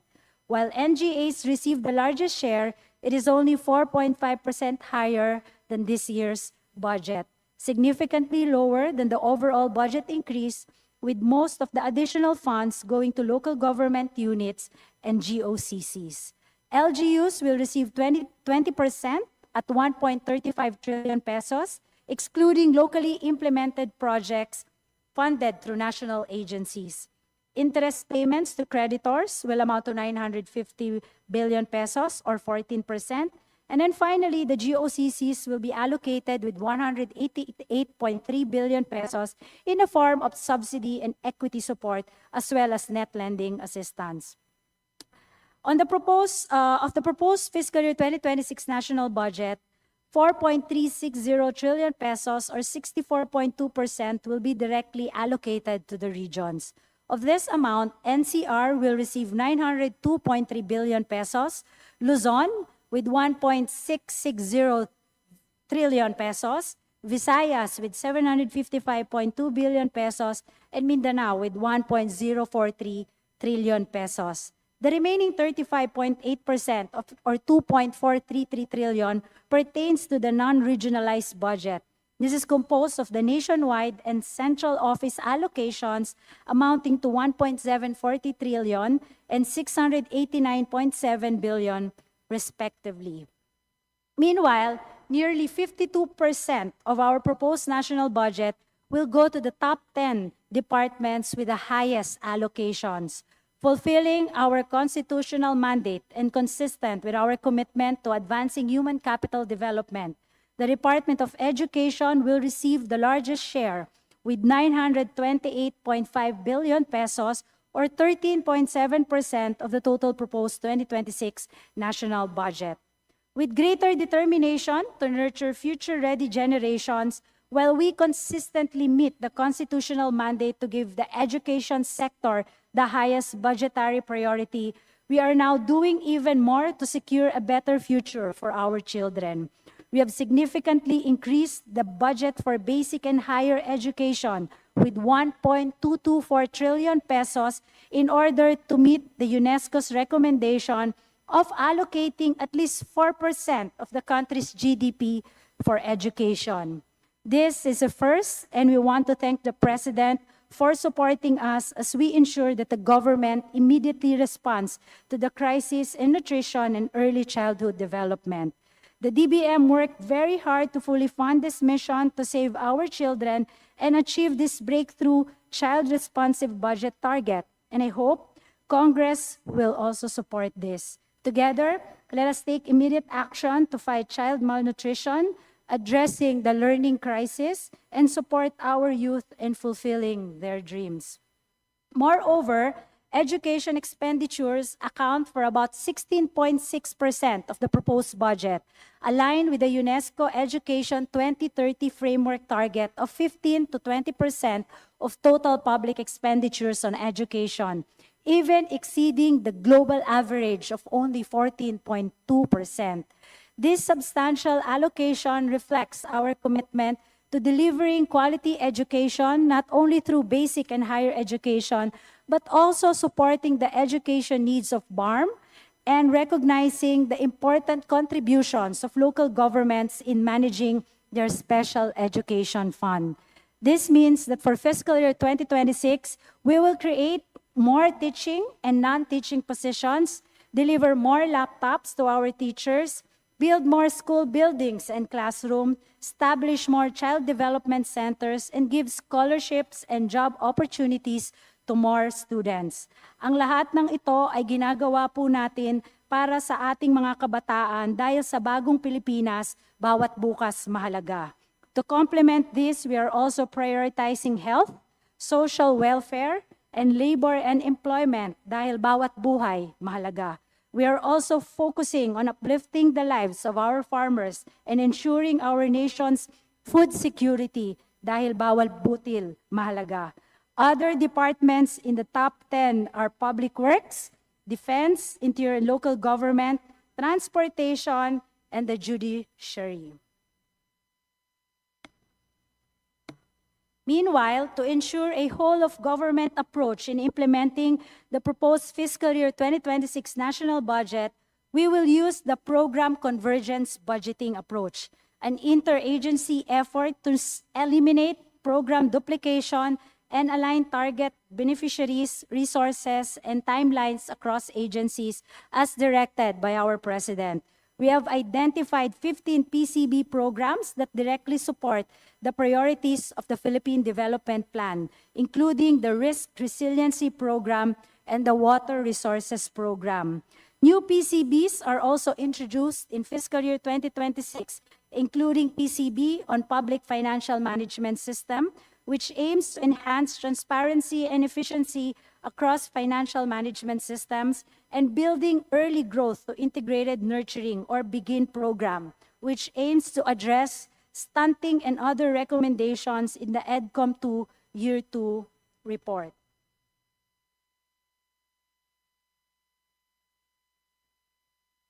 These are just some of the key highlights of our proposed fiscal year 2026 national budget. To provide a more comprehensive overview of the government's priority programs and projects, we have also prepared a short video presentation. Sana po ay inyong pagtuunan ng pansin ang budget na ito.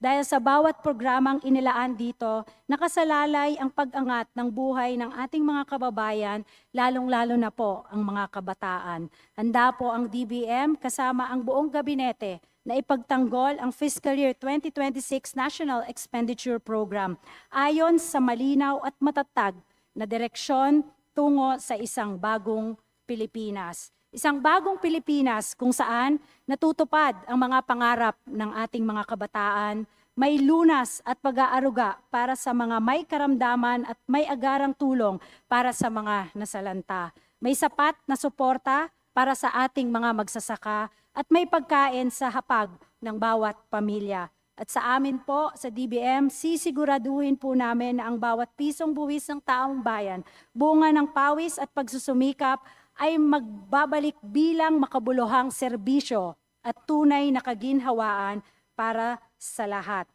We will ensure that transparency and accountability are embodied in our budget. Dahil sa bagong Pilipinas, mahalaga ang buhay ng bawat Pilipino. Maraming salamat po.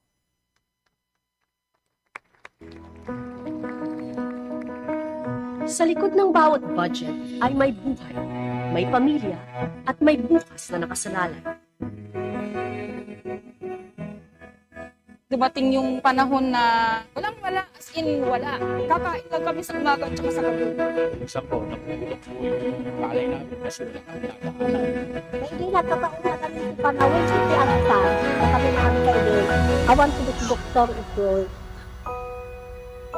Ito ang mga boses sa likod ng mga numero. Boses na pinakikinggan at tinutugunan ng budget ng bayan. For fiscal year 2026, the proposed national budget amounts to 6.793 trillion pesos, prioritizing programs in line with the Philippine Development Plan 2023 to 2028. This is how we advance our agenda for prosperity, by nurturing future-ready generations to achieve the full potential of the nation. Dahil sa bagong Pilipinas, mahalaga ang buhay ng bawat Pilipino. Ibubuhos pa natin ang lahat-lahat, hindi lamang upang mapantayan, kundi mahigitan pa ang pagbibigay ginhawa sa ating mga kababayan. Education has always been a top priority in the national budget. And in 2026, for the first time, we are allocating nearly 4% of our GDP to basic and higher education, meeting UNESCO's global benchmark. Mas maigting at agarang aksyon ang ating tugon dahil bawat bukas mahalaga. Mahigit 50,000 teaching at non-teaching positions ang nalikha mula 2024. Sa susunod na taon, 65,000 pa ang malilikha upang lubusan ng matugunan ang kakulangan sa guro, maging sa school counselors at administrative staff. Mas pinalawak rin natin ang DepEd computerization program sa pamamagitan ng 48,000 laptop packages para sa ating public school teachers. Noong 2024, mahigit 3,000 silid-aralan ang itinayo natin at 4,000 pa ang itatayo sa 2026. Bilang karagdagang tugon sa krisis ng edukasyon, mahigit 600,000 tutor ang tutulong sa ating mga mag-aaral sa public schools sa ilalim ng Academic Recovery and Accessible Learning o ARAL program. Lalo pa nating pagtitibayin ang Alternative Learning System o ALS para sa ating mga out-of-school youth and adults. Sa ALS ko nakita yung isang pamilya, isang samahan na mga out-of-school youth na binubuo muli yung pangarap nila. Patuloy ang paghahatid natin ng libre at dekalidad na tertiary education upang mas marami pang kabataan ang magkamit ng magandang kinabukasan. Magkakaroon ng Bagong Pilipinas Merit Scholarship Program upang matulungan ang mga karapat-dapat na mag-aaral na makamit ang kanilang mga pangarap. Dahil hangad natin na sa lalong madaling panahon, ang bawat isang pamilya ay may anak na nakapagtapos ng kolehiyo o sa TESDA. Upang mas maraming Pilipino pa ang magkaroon ng kakayahang kumita, magtrabaho at umasenso, mas palalawakin pa ang technical education and vocational training ng TESDA. Malaking tulong kasi tulad dati parang mag-aalangan ka kasi wala kang alam. Ngayon parang taas noo ako na sobrang proud ako natapos ko. Pag nag-aral ka na ng TESDA, professional ka na po talaga. Mananatiling prioridad ang kalusugan dahil bawat buhay mahalaga. To ensure equitable access to quality healthcare, we are increasing the budget for DOH hospitals in Metro Manila and other regions. This covers the operations of the Bagong Urgent Care and Ambulatory Service or BUCAS centers. Pinalawak rin ang PhilHealth coverage. Sa purok kalusugan, mas malayong mga purok ang maaabot ng serbisyong pangkalusugan sa tulong ng mga health personnel at barangay health workers. Dahil bawat buhay mahalaga, we are transforming the country's social protection system. Sa patuloy na pagtugon sa hamon ng kahirapan, ang budget na nakalaan sa Pantawid Pamilyang Pilipino Program o 4Ps ay halos doble para sa 2026. Sa pamamagitan po ng 4Ps, hindi lang pag-asa binigay po sa akin. Buhay talaga. Pangalawang buhay. At upang patuloy ang pag-unlad, patuloy rin ang tulong na matatanggap ng graduating 4Ps beneficiaries sa pamamagitan ng Sustainable Livelihood Program o SLP. Milyon-milyong disadvantaged at displaced workers ang nabigyan na ng hanap buhay ng TUPAD program at patuloy itong magbibigay ng suporta sa mahigit 1 milyon pang manggagawa sa 2026. Tungo sa food security, patuloy ang suporta sa mga magsasaka at pagtaguyod ng sustainable agriculture dahil bawat butil mahalaga. Upang palakasin pa ang produksyon ng bigas, mas paigtingin natin ang suporta sa National Rice Program at palalawakin ang pamamahagi ng lupa sa pamamagitan ng support to parcelization of lands for individual titling project. Titriplehin din natin ang pondo para sa Rice Competitiveness Enhancement Fund o RCEF para sa seed development at farm mechanization. Lumaki po ang aming income. Dahil sa teknolohiya, napadali na po lahat ang pagsasaka. Magbibigay rin ng rice training ang RCEF sa pamamagitan ng iba't ibang institusyon tulad ng TESDA. Noong pong kami ay napapasok at nag-seminar sa TESDA, doon po namin natutunan kung paano namin iisa-isahin, step by step. Nakita po namin na gumaganda po yung ani basta sinusunod po namin yung aming pinag-aralan. Ipagpapatuloy din natin ang Rice for All program na maghahatid ng abot-kayang bigas sa mga kadiwa centers at lokal na pamilihan. Sa halagang 20 pesos kada kilo, makakabili na ng pangunahing pagkain ang bawat Pilipino. Magtatayo naman tayo ng National Agricultural Food Hub sa Clark para maging pangunahing distribution and marketing center. Dadagdagan pa natin ang mga farm-to-market roads upang mas mapadali ang transportasyon ng ating mga produkto. Kung magawa yung farm-to-market road na to, napakalaking ginawa po. Kaya po lubos na nagpapasalamat kami. To sustain economic growth, we will continue allocating 5 to 6% of GDP annually for the Build Better More infrastructure program. In 2026, we will build better and build more road networks, railway systems, airports, subways, and busways, and other public transportation projects. The progress goes beyond physical infrastructure. Digital transformation is also essential. At upang masiguro na bawat Pilipino ay may national ID, bibigyan natin ng mas mataas na pondo ang Philippine Identification System. Through PhilSys registration, magkakaroon sila ng national ID na magagamit nila sa kanilang mga pagkakakilanlan. Tungo sa patuloy na paglago ng ating ekonomiya, palalakasin pa natin ang suporta sa mga micro, small, and medium enterprises sa pamamagitan ng MSME Development Program at Shared Service Facilities Project.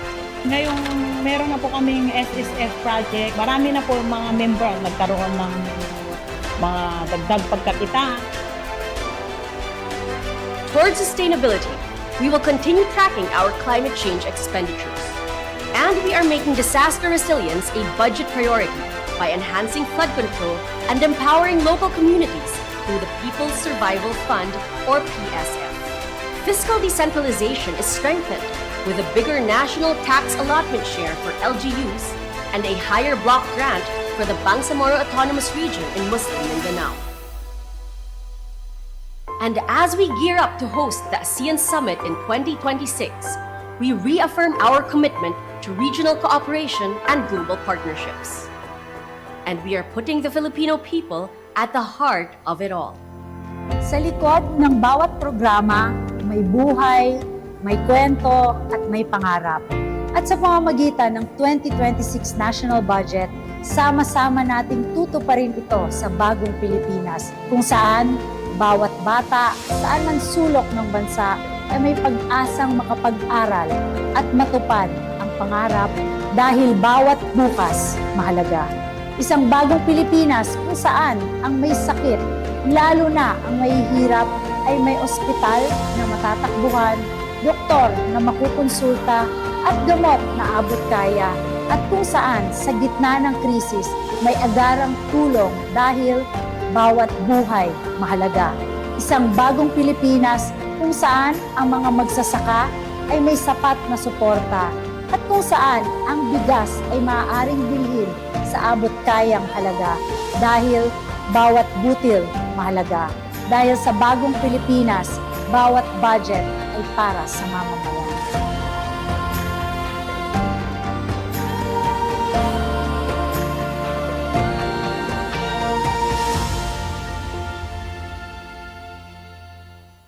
Thank you very much, and we are ready to answer your questions, Madam Chair.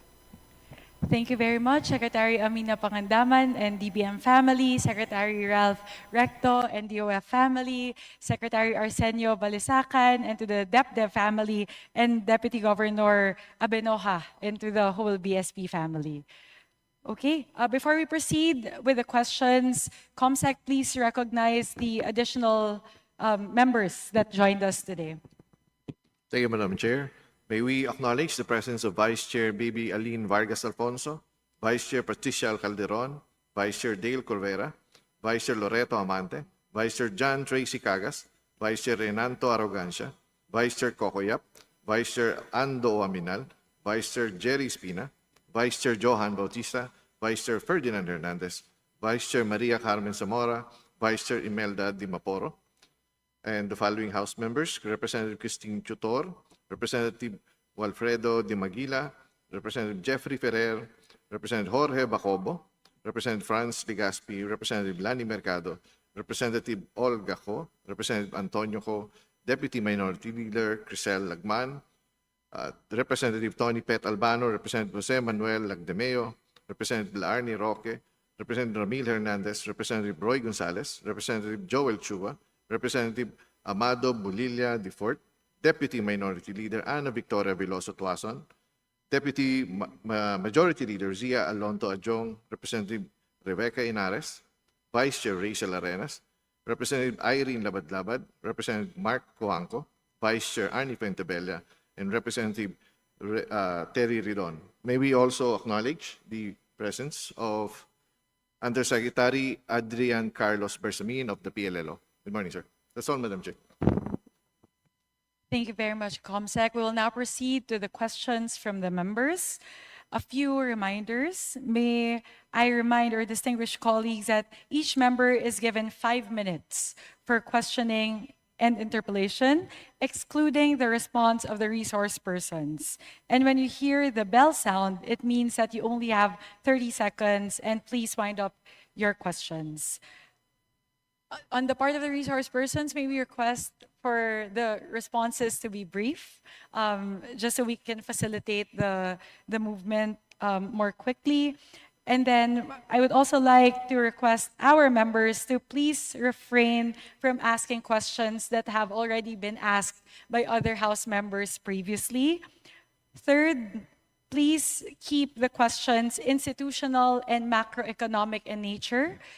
Please make sure that the questions are directed to the agencies, and parochial concerns may be addressed at the right forum and at the right time. So today, if we may please keep the questions institutional and macroeconomic in nature. Please also, when you start your questions, please also indicate to which agency you are directing your question. And finally, as part of a long-standing and respected tradition of the House of Representatives to accord preferential treatment to the minority members of the House, followed by the independent and majority members in an alternating manner, I will now proceed to recognize the first member to ask questions, Senior Deputy Minority Leader Edgar Arice. Thank you, Madam Chair, colleagues, members of the DBCC. Good morning. Before moving forward to the 2026 national budget, I think it will be beneficial if we learn from the past. So may I just ask some clarificatory questions? In the 2025 budget, during the bicameral conference committee, an unprecedented portion of the general appropriations bill, which is 373 billion, to be specific about it, was cut and diverted to other items, either augmenting existing items or funding new ones. The items completely defunded were placed in the unprogrammed funds. Were you aware of this? Huge cuts in the GAB? I ask because such a magnitude of deduction and diversion significantly undermines the development plan that the National Expenditure Program sought to fund.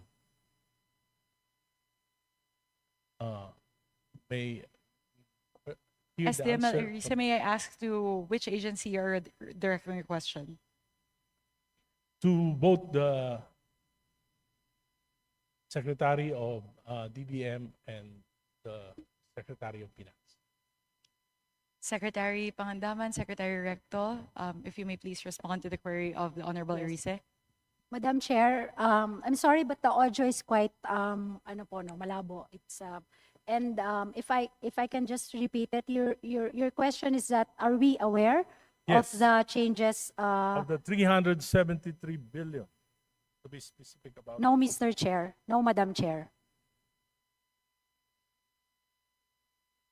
If you are not aware, This is from GAB, sir, Madam Chair, from GAB. HGAB po. If I hear it right, Madam Chair. From HGAB po, Madam Chair, we are not aware po. yes, but when the 2025 budget was given to the President,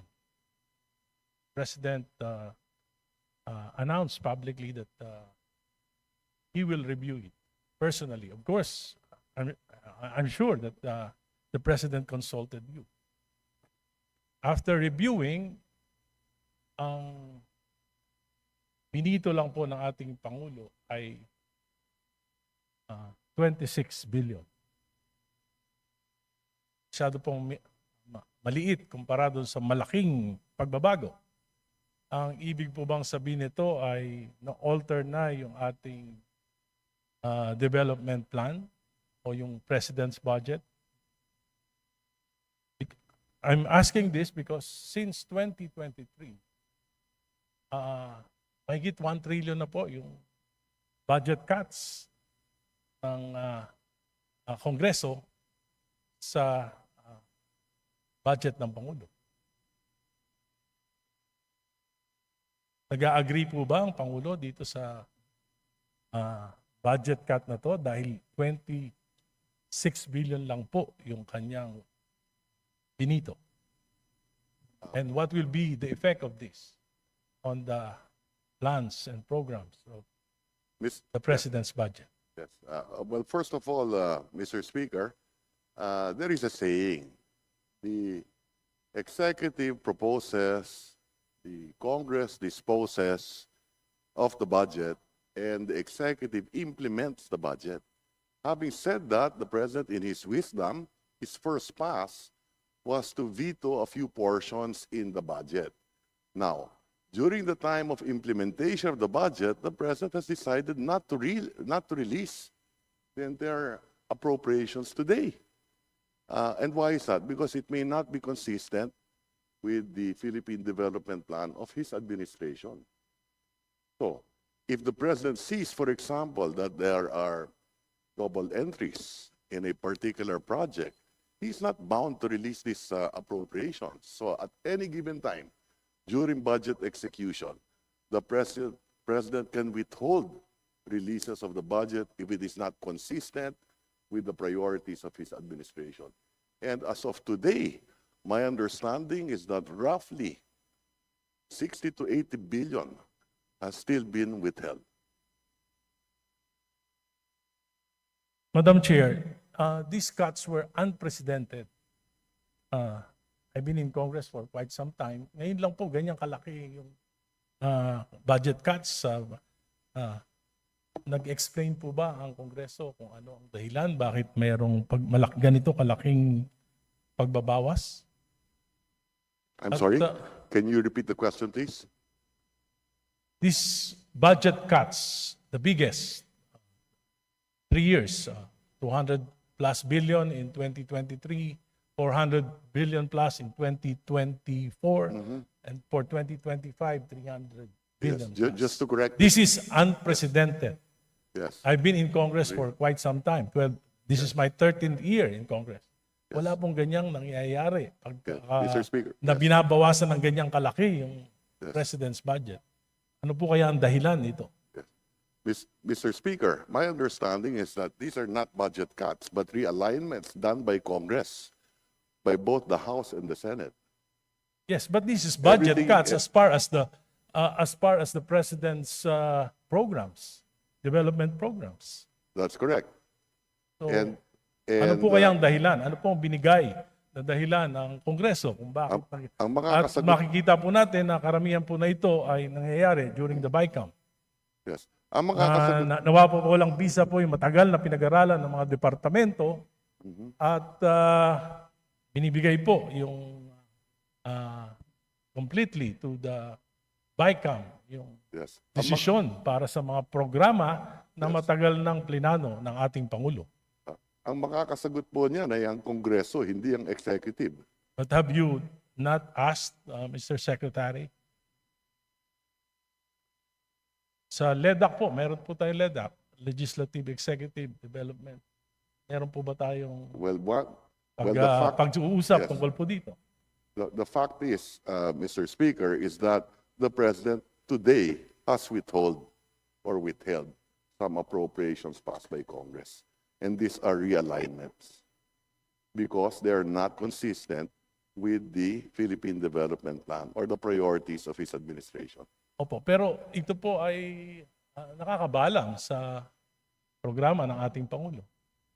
Gusto nating matulungan ng ating Pangulo, dapat siguro po ay sinisiguro natin talaga na yung kanyang mga priorities ay mapopondohan at hindi po yung priorities ng iba. That is correct. At yan ang panawagan ng ating At Pangulo. kayo po Yeah. ang DBM at ang Secretary of Finance at ang Department of Development siguro po ang dapat na manguna. Dahil natatandaan ko po yung mga Pangulo, pag binabago yung kanilang budget, talagang hindi sila pumapayag kahit magkaroon ng re-enacted budget, kahit na ma-delay yung approval, tatandaan ko po, during the time of President Gloria, halos wala pong napapasa na budget on time dahil dito sa mga ganitong pagbabago sa President's budget. Ngayon po, unprecedented for 3 years, biggest budget cuts. 1 trillion pesos. Imagine, gaano po kalaki yung 1 trillion pesos. Just wanted to, may I request you to wrap up? One more question before we move to the next member.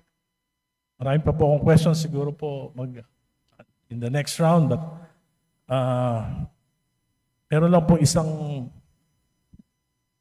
bagay na kailangan po natin sigurong tanong. This is a policy question.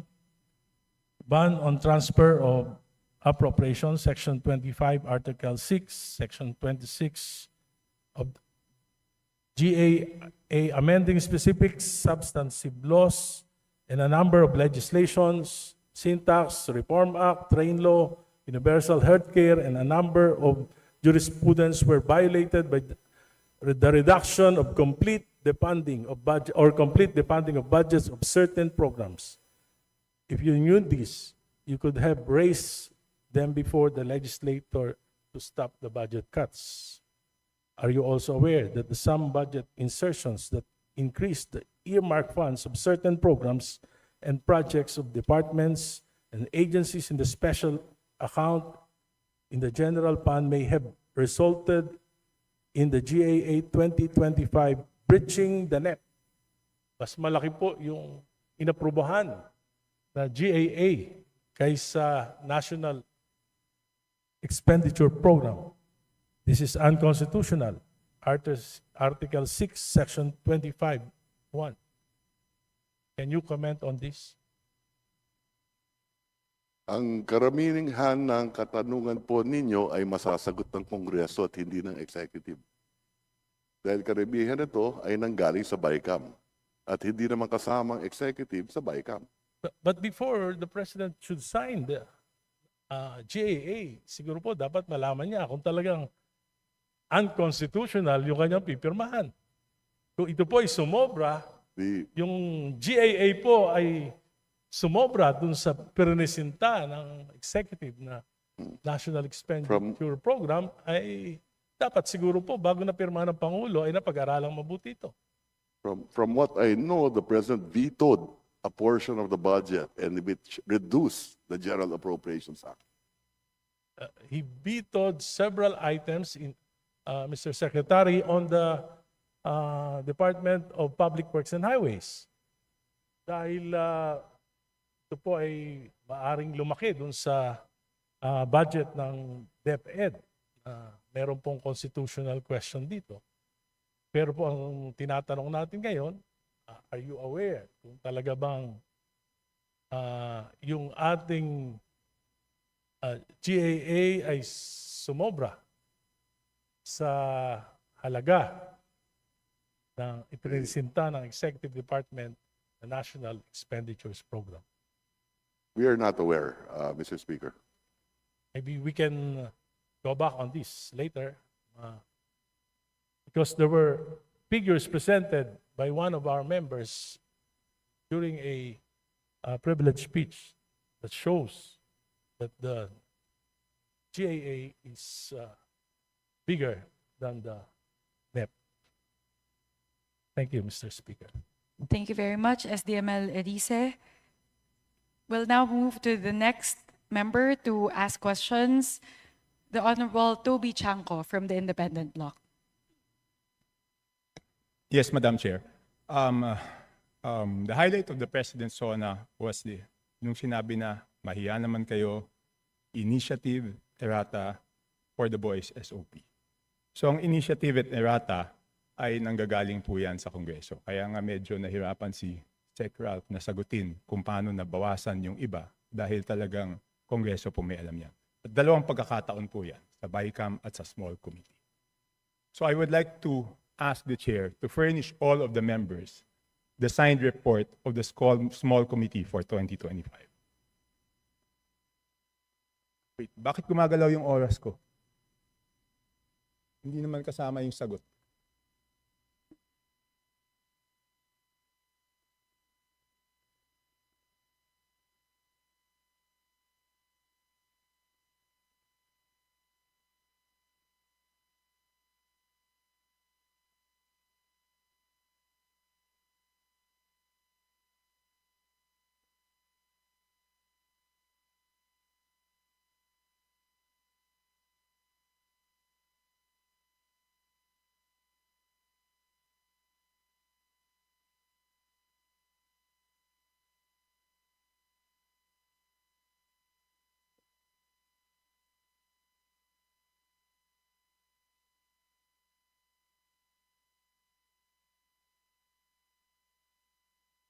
Thank you very much, Representative Chanco. The request will be put under consideration and we will let you know if it's possible to. No.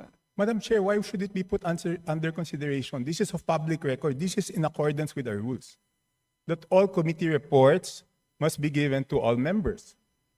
And that shouldn't be taken against my time because you're telling me that, teka, balik natin yung oras ko kasi sinasabi nila that will be taken into consideration. It should not be taken into consideration. Madam Chair, allow me to read this, no? Declaration of Principles and Policies. Section number 2 of our rules. Public office is a public trust. The House of Representatives and every member thereof are accountable to the people at all times. I will not read the ending portion. Number 3, efficient and effective access to and dissemination of appropriate and accurate information are imperative in lawmaking. So why should it be taken into consideration, Madam Chair?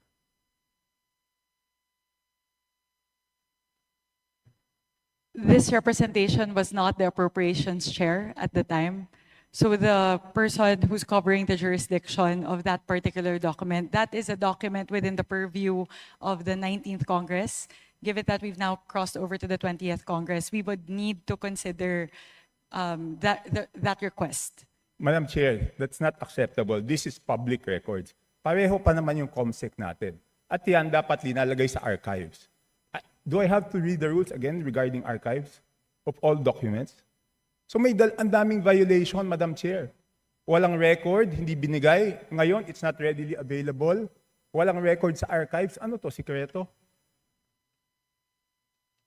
Again, this representation was not the Let's ask the Appropriations committee Chair. Let's ask at the the time. committee secretary, where are the signed records of the 2025 small committee report?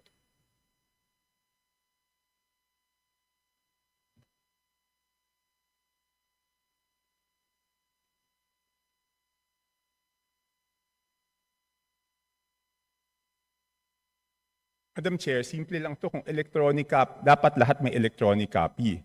So dapat i-email sa amin lahat within 5 minutes, di ba?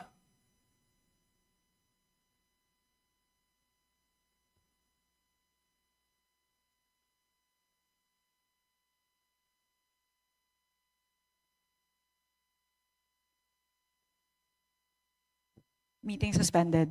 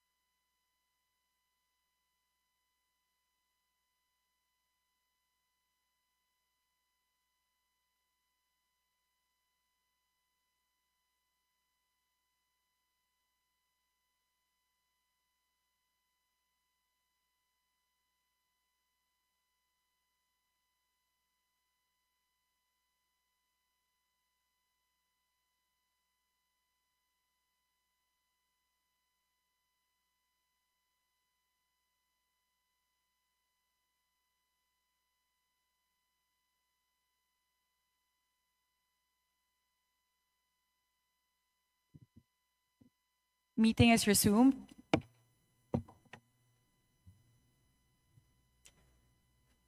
As a response to the Honorable Chanco, we will look into the records and Madam- look at the Madam Chair. particular item.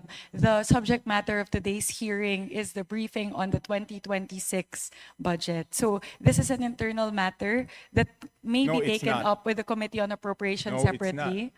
So Madam we would- Chair, Madam Chair, starting Wednesday, tatanungin natin yung mga departamento, paano nila ginastos yung budget nila. Paano natin sila tatanungin kung paano nila ginastos yung budget nila kung hindi natin alam paano sila nabawasan at paano sila nadagdagan. We So will be able to scrutinize the performance of the different agencies as well as the utilization of the different line items based on the 2025 performance. So this does not preclude us from doing that scrutiny. Meron ba o wala? We would have to look into the records. May I ask exactly what you are asking for? The small committee report of the 2025 budget. Let us just ask the COMSEC kung meron o wala. Kung meron, why was it not filed sa archives based on our rules 15 days after? So meron ba o wala? Simple. Kung meron, bakit hindi na-file sa archives? Kung wala, I will let you proceed, Madam Chair. I will not hold this budget hostage. Gusto ko lang malaman, meron o wala. The HGAB itself, the output of the small committee is already embedded into the HGAB itself. So that's the report. That's the output of the small It's committee. not the report, Madam Chair. Based on our rules, each committee must come out with a report. No committee is exempted from coming out with a committee report.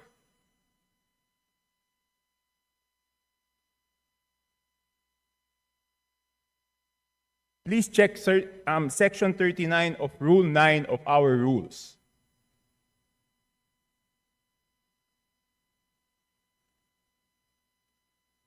Kasi di ba kung meron, ang dali-dali naman, di ba kawala?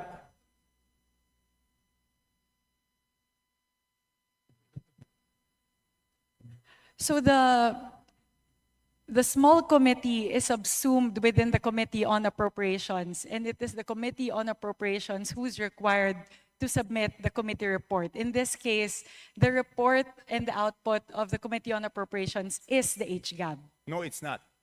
The HGAB is different from a committee report. Just like any other bill, the bill is different from the committee report. There must be a committee report included to the bill. It is not one and the same. At the point of after the committee hearings are done, the Committee on Appropriations comes out with a committee report, and then it moves to plenary, at which point we approve it and the small committee works. So now the output of the Committee on Appropriations, once that is elevated to the plenary, is the HGAB. No. So there's no other committee report that needs to be furnished by the Committee on Appropriations apart from the HGAB itself. It is not exempted from our rules, Madam Chair. Maliwanag, Section 39. Gusto nyo basahin nyo? Okay, I will ask the committee secretariat, how many meetings were held? There were 2 meetings. 2 meetings. Did you follow, nasaan yung minutes ng meeting?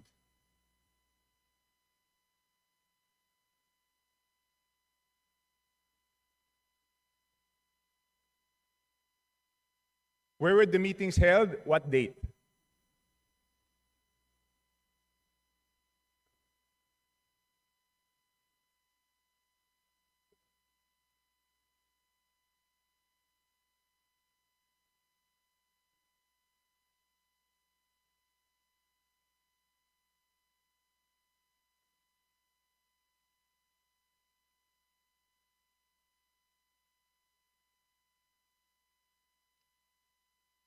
Madam Chair, I can read Section 39 of our rules to make it clear that the committee report is different from the HGAB, but I don't want it to take up my time.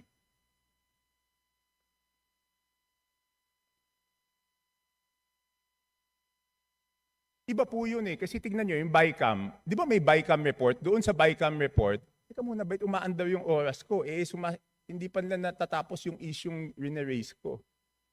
Doon sa BICAM report, nakasulat, okay, yung BICAM report, pinipintasan natin. Pero yung BICAM report, may nakasulat doon kung alin yung nabawasan, alin yung nagdagdagan. Dito sa HGAB, wala tayong makita kung alin yung nabawasan, alin yung nadagdagan.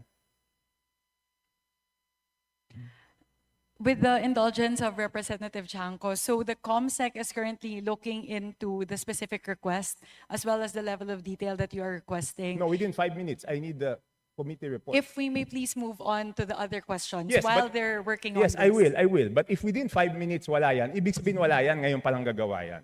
Ang gusto natin na committee report is the same as the BICAM. Okay? The same as the BICAM. Nakasulat kung saan binawas, saan nadagdag. Okay, I will mention why it is very important.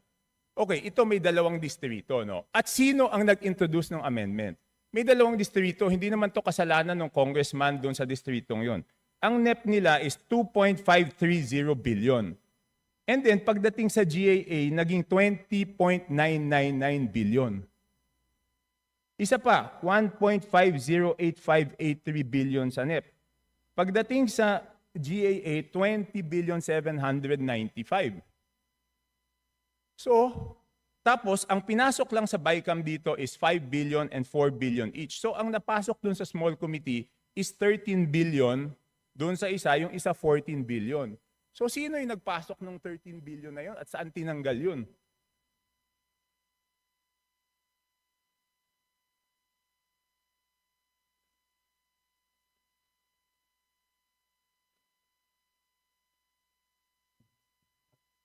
So, again, the small committee is subsumed within the Committee on Appropriations, and it is not required to render a separate committee report. The rule that you are citing, Honorable Chanco, pertain to standing committees. And the mother committee in this case of the small committee is the Committee on Appropriations. Yes, but did we exempt the Committee on Appropriations not to submit a committee report? No.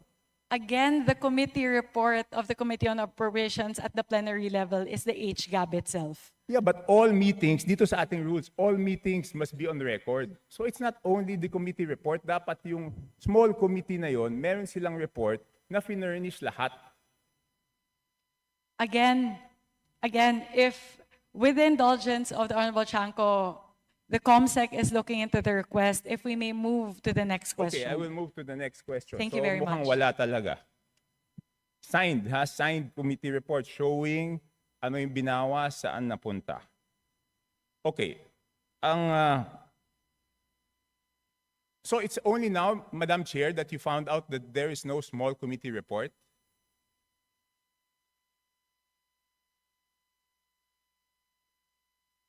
Madam Chair, it's only today that you found out that there's no small committee report?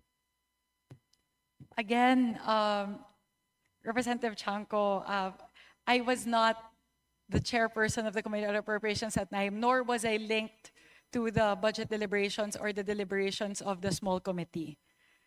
So this is something that we are looking into based on your query. Okay. So, you mentioned in a press conference that you will have a subcommittee on budget amendments to replace the small committee. Is that correct?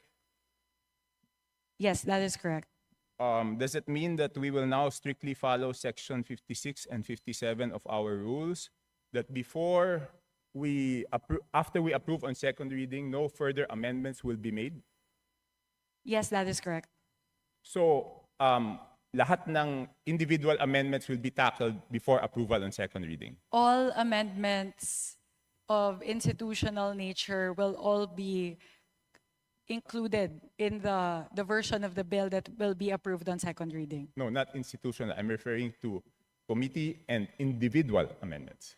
Technically speaking, yes, both committee and individual amendments as moved, as tackled during the period of amendments in the plenary. So after the second reading, wala na pong babaguhin? Yes, that is correct. Okay. Sumunod, sino po ang mga miyembro ng small committee at paano sila pinili? As of now, it's an ongoing discussion. It will not be small. The subcommittee on budget amendments. Yes. So we are looking into representatives nominated by each of the political parties, plus the party list coalition, plus members of the minority. So we are looking at least 10 members. So discussions are still ongoing, so I'm unable to say definitively how many the members are and who the members are. So sinabi niyo po, political parties, majority, minority. That is correct. Bakit wala pong representative ang independents?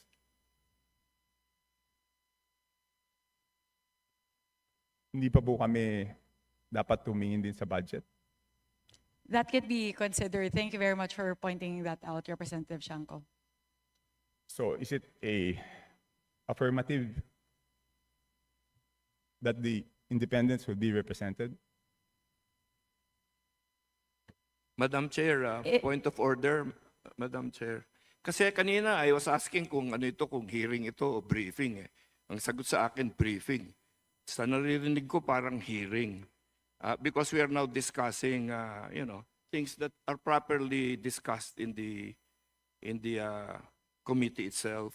So, with apologies to my friend Congressman Chanco, baka maybe that can be discussed in a formal APRO meeting kasi we have our resource persons here that probably are wondering why they are listening to all of this. And so that also the briefing can proceed, Your Honor. Yes, to my friend, of course, the respected Honorable Puno. But on Wednesday, we will ask them how they spent their funds. So I think we also should know whether they were deducted funds or added funds before we ask them how they. Di ba po parang kahit bata, pag humingi ng allowance, bago humingi ng bagong allowance, titignan muna kung paano ginastos, di ba? So, and I'm winding up. Tech Puno, Congressman Puno. No, I am not unhappy with the questions. In fact, some of them are my own questions also. I was just observing that the ruling was that this is a briefing. So I myself have been forced to revise some of the questions I was going to ask. But thank you for your lead on this. Okay, next. Lahat po na ba dapat digital na ngayon? Bakit wala pong soft copy ang HGAB? Wala pa pong HGAB Hindi. for Ibig sabihin fiscal year yung 2025 HGAB, wala pong soft copy yan. So bakit po kaya walang soft copy ang HGAB? Kung yung NEP may soft copy na pinapublish po yung DBM, kung yung GAA na papublish po may soft copy, bakit po kaya walang soft copy yung HGAB at sigurado po ba tayo na magkakaroon ng soft copy ang HGAB ngayong 2026 budget? So the requirement of the transmission between the House and the Senate is for hard copies during the 19th Congress. So that's the version that was prepared by the House, because that's the requirement of the Senate in terms of the transmittal. Now, though, we are changing that, and we are now moving more towards a digital format, which will render to the members of the House. Okay, yun lang po. So you commit that doon sa 2026 budget, meron na pong soft copy? Yes, we commit. Ng after third reading? Yes, we commit. Okay. So thank you po. 3 minutes na lang po, tapos na yung 5 minutes. So dapat matanggap na namin yung email ng small committee report, Madam Chair. Again, we will revert back to you on that, Honorable Chanco. Again, the committee secretariat is looking into that. This is something that we can discuss internally. It's an internal matter of the Committee on Appropriations. So I would also not want that to hinder all of the other members to ask their questions pertaining to the 2026 fiscal year budget. So if we can get back to you on that, again, I can also ask the COMSEC to sit down and tackle the request which we will put under consideration. So, Madam Chair, I don't need to sit down with the COMSEC. I am just requesting that each and every member of the House be given the copy of the small committee report wherein makikita po kung saan po nagbawas ng kasi walang madadagdag kung walang binawas. So yun lang po ang hinihingi ko, pakita lang kung saan binawas at saan dinagdag. Yun lang ang hinihingi ko. And hindi naman po pwede ngayon lang yan gagawin kasi yan public record yan eh. And I'm sorry to disagree, but public funds is not an internal matter. Di ba? Kaya nga natin ginawang transparent to because it's not internal. Pag nagtanong tayo tungkol sa pera ng taong bayan, every question is valid and every question is a public matter. It is not an internal matter dahil pera po ito ng taong bayan. So, yun lang po, The Madam Chair. procedural point is what's considered as an internal matter. Again, we maintain that the output of the small committee is included in the HGAB. Hindi po. Pero nakasulat po ba sa HGAB kung saan binawas at saan dinagdag? Yun na lang po tatanungin ko, Madam Chair. Pwede Nakasulat pong ba? silipin yung difference ng GAB as filed versus HGAB.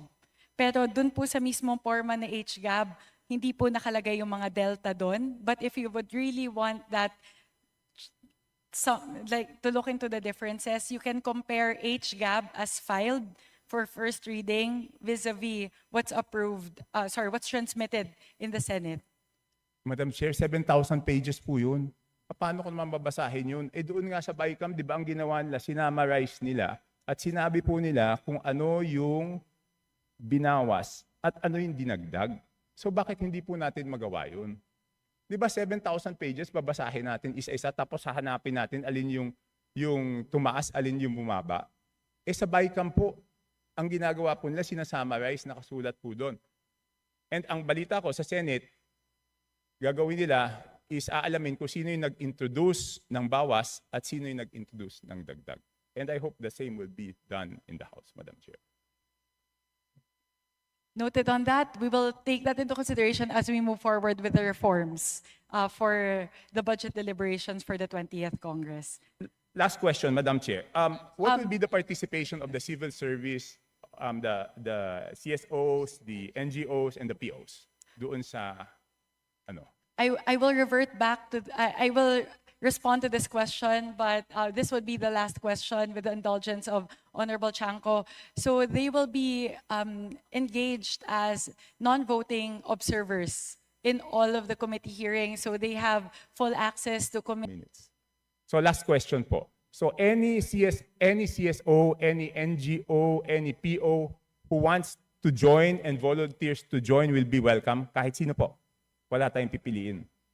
Again, last question na po talaga. I will revert back to this because it's public knowledge already. The accreditation guidelines for CSOs who would want to engage in the budget process has been publicized by the task force, by the Office of the Secretary General. So all interested parties who would want to apply may go through that accreditation process.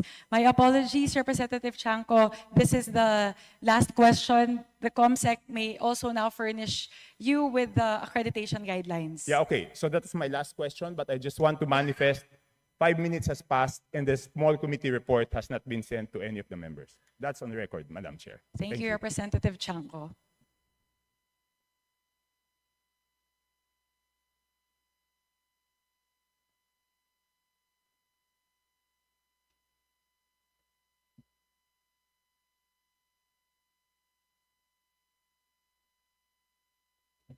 Before we break for lunch, with the indulgence of the body, we would like to complete the cycle. So we've received questions from a member of the minority and a member of the independent bloc. So with the indulgence of the body, may we entertain questions from Vice Chair Rufus Rodriguez from the majority. Representative Rodriguez, you may proceed.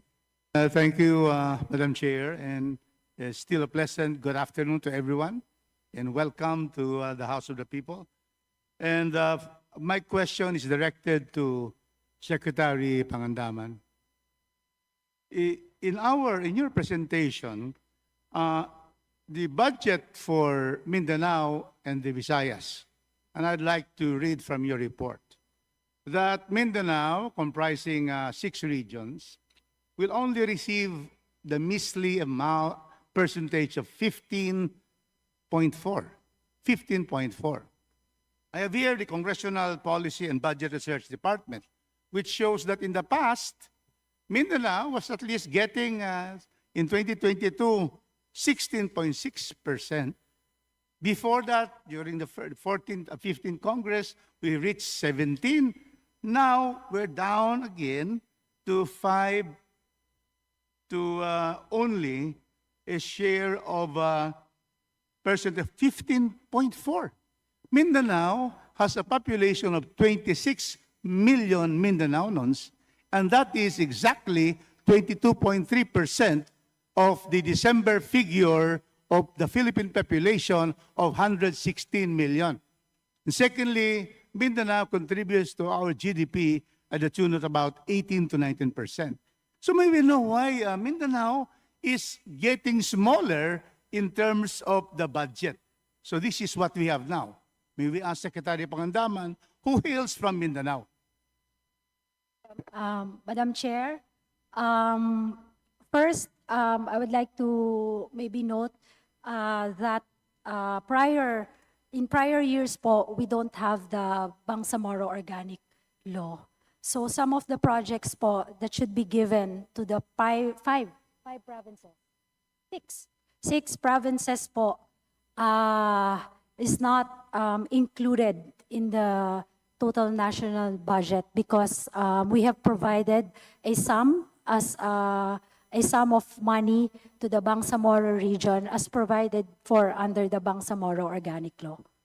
Madam Chair, I'd like to correct the Secretary. In 2022, here are the figures. In 2022, BARM already received 2.7 billion, and we are 16.6. In other words, this particular budget, even the previous years, already not BARM, but the autonomous region for Muslim Mindanao. So, but the point is that, Madam Chair, this is a decreasing trend. And I'd like to read the report of our Secretary of our Department of Economy, Planning and Development. It says here, their main finding is that economic growth remains mega Manila-centric, highlighting the need for greater, recommendation of Secretary Balisacan, for greater spatial diversification of our growth engines to enhance regional inclusion. But we are excluded.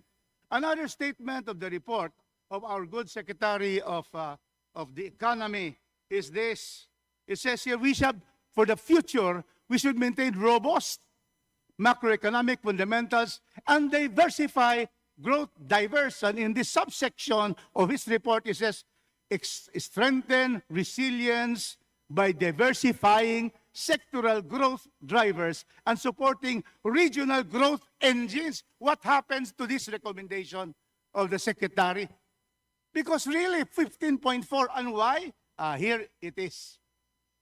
The reason why we only have 15% and our poorer friends from the Visayas is only receiving 11.1. Can you imagine that? The Visayas gets only 11.1. We get 15.4. And the reason for that is here in the report of the Honorable Secretary. Because nationwide is 25%, that's all right. But then central office gets 10%, 10.2. Why will the central office, reserve 10%? This will be the pork barrel of the cabinet members.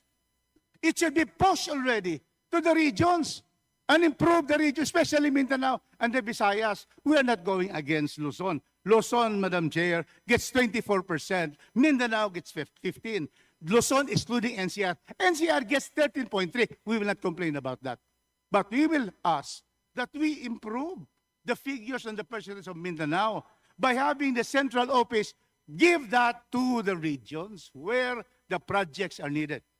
Madam Chair, that's true. I agree po with our Congressman Congressman Rodriguez. Some of the projects and programs within the 2026 budget are lodged under the nationwide and central office of each of the departments. For example, the foreign assisted projects, there are some that are really for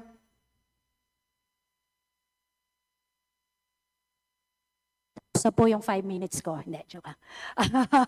Some projects that are foreign assisted in nature are actually in the centralized and nationwide, are lodged in the nationwide and central offices of each department. This is also true for projects like For Peace, AICS, and other social protection program. I know that some of the school building programs and even the materials for our DepEd schools are also lodged under the central office.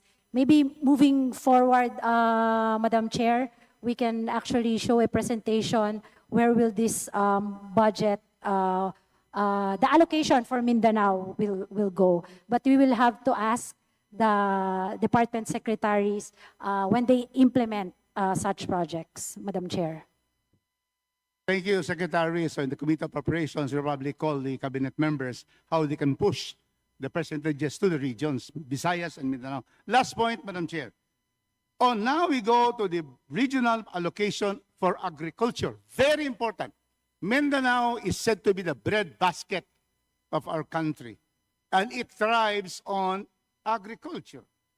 Now, if you can see here, the allocation of agriculture in Mindanao from 2025, it was 14.3, still small, but this 2026, it's smaller. It's now 12.2. Can you imagine? Instead of increasing the percentage of Mindanao in agriculture, 14.3 this year, it now becomes 12.2. What is the explanation of the DBM and the DBCC, the Development Budget Coordination Council Committee, on the reduction of Mindanao? Why reduce Mindanao when we are the breadbasket providing 40% of all the food in the country? So, bakit? So, we will know now the answer. Madam Chair, just two points. On that If I question. may, Secretary Pangandaman, Representative Rodriguez, the time is up, so this would be your last question. I Representative. agree. I always follow the chair. Thank you So very my much, last Representative question, Rodriguez. and please explain, because what I see here is that the central office gets 45.9. The central office gets 42%.9. Mindanao only gets 12.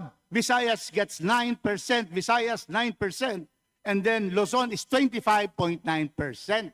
And NCR, I cannot see the agriculture in NCR, 9.9%.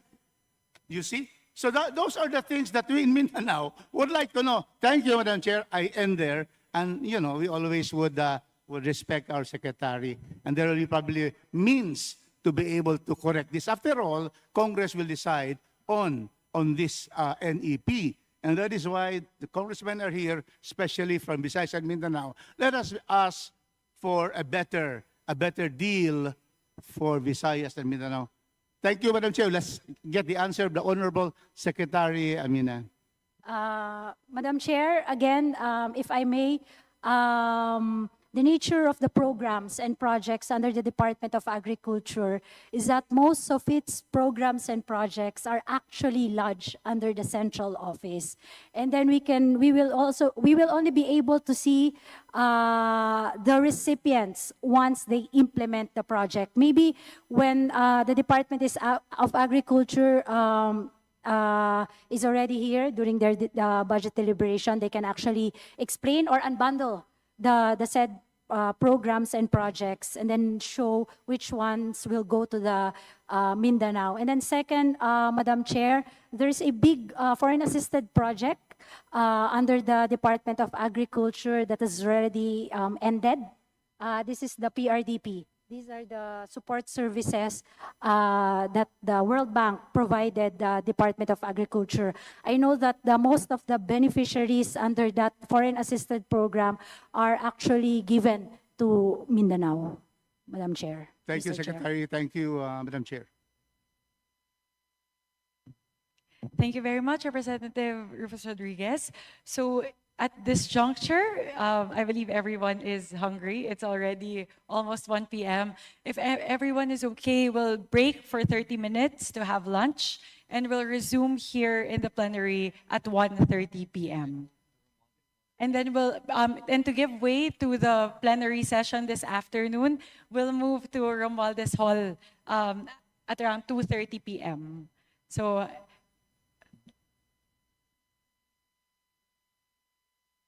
yes, so we'll break for a 30-minute lunch break. We'll be back here at the plenary at 1:30 p.m. Plenary po muna, and then we move later pa po. Thank you very much. See you at 1:30 p.m. Briefing is suspended.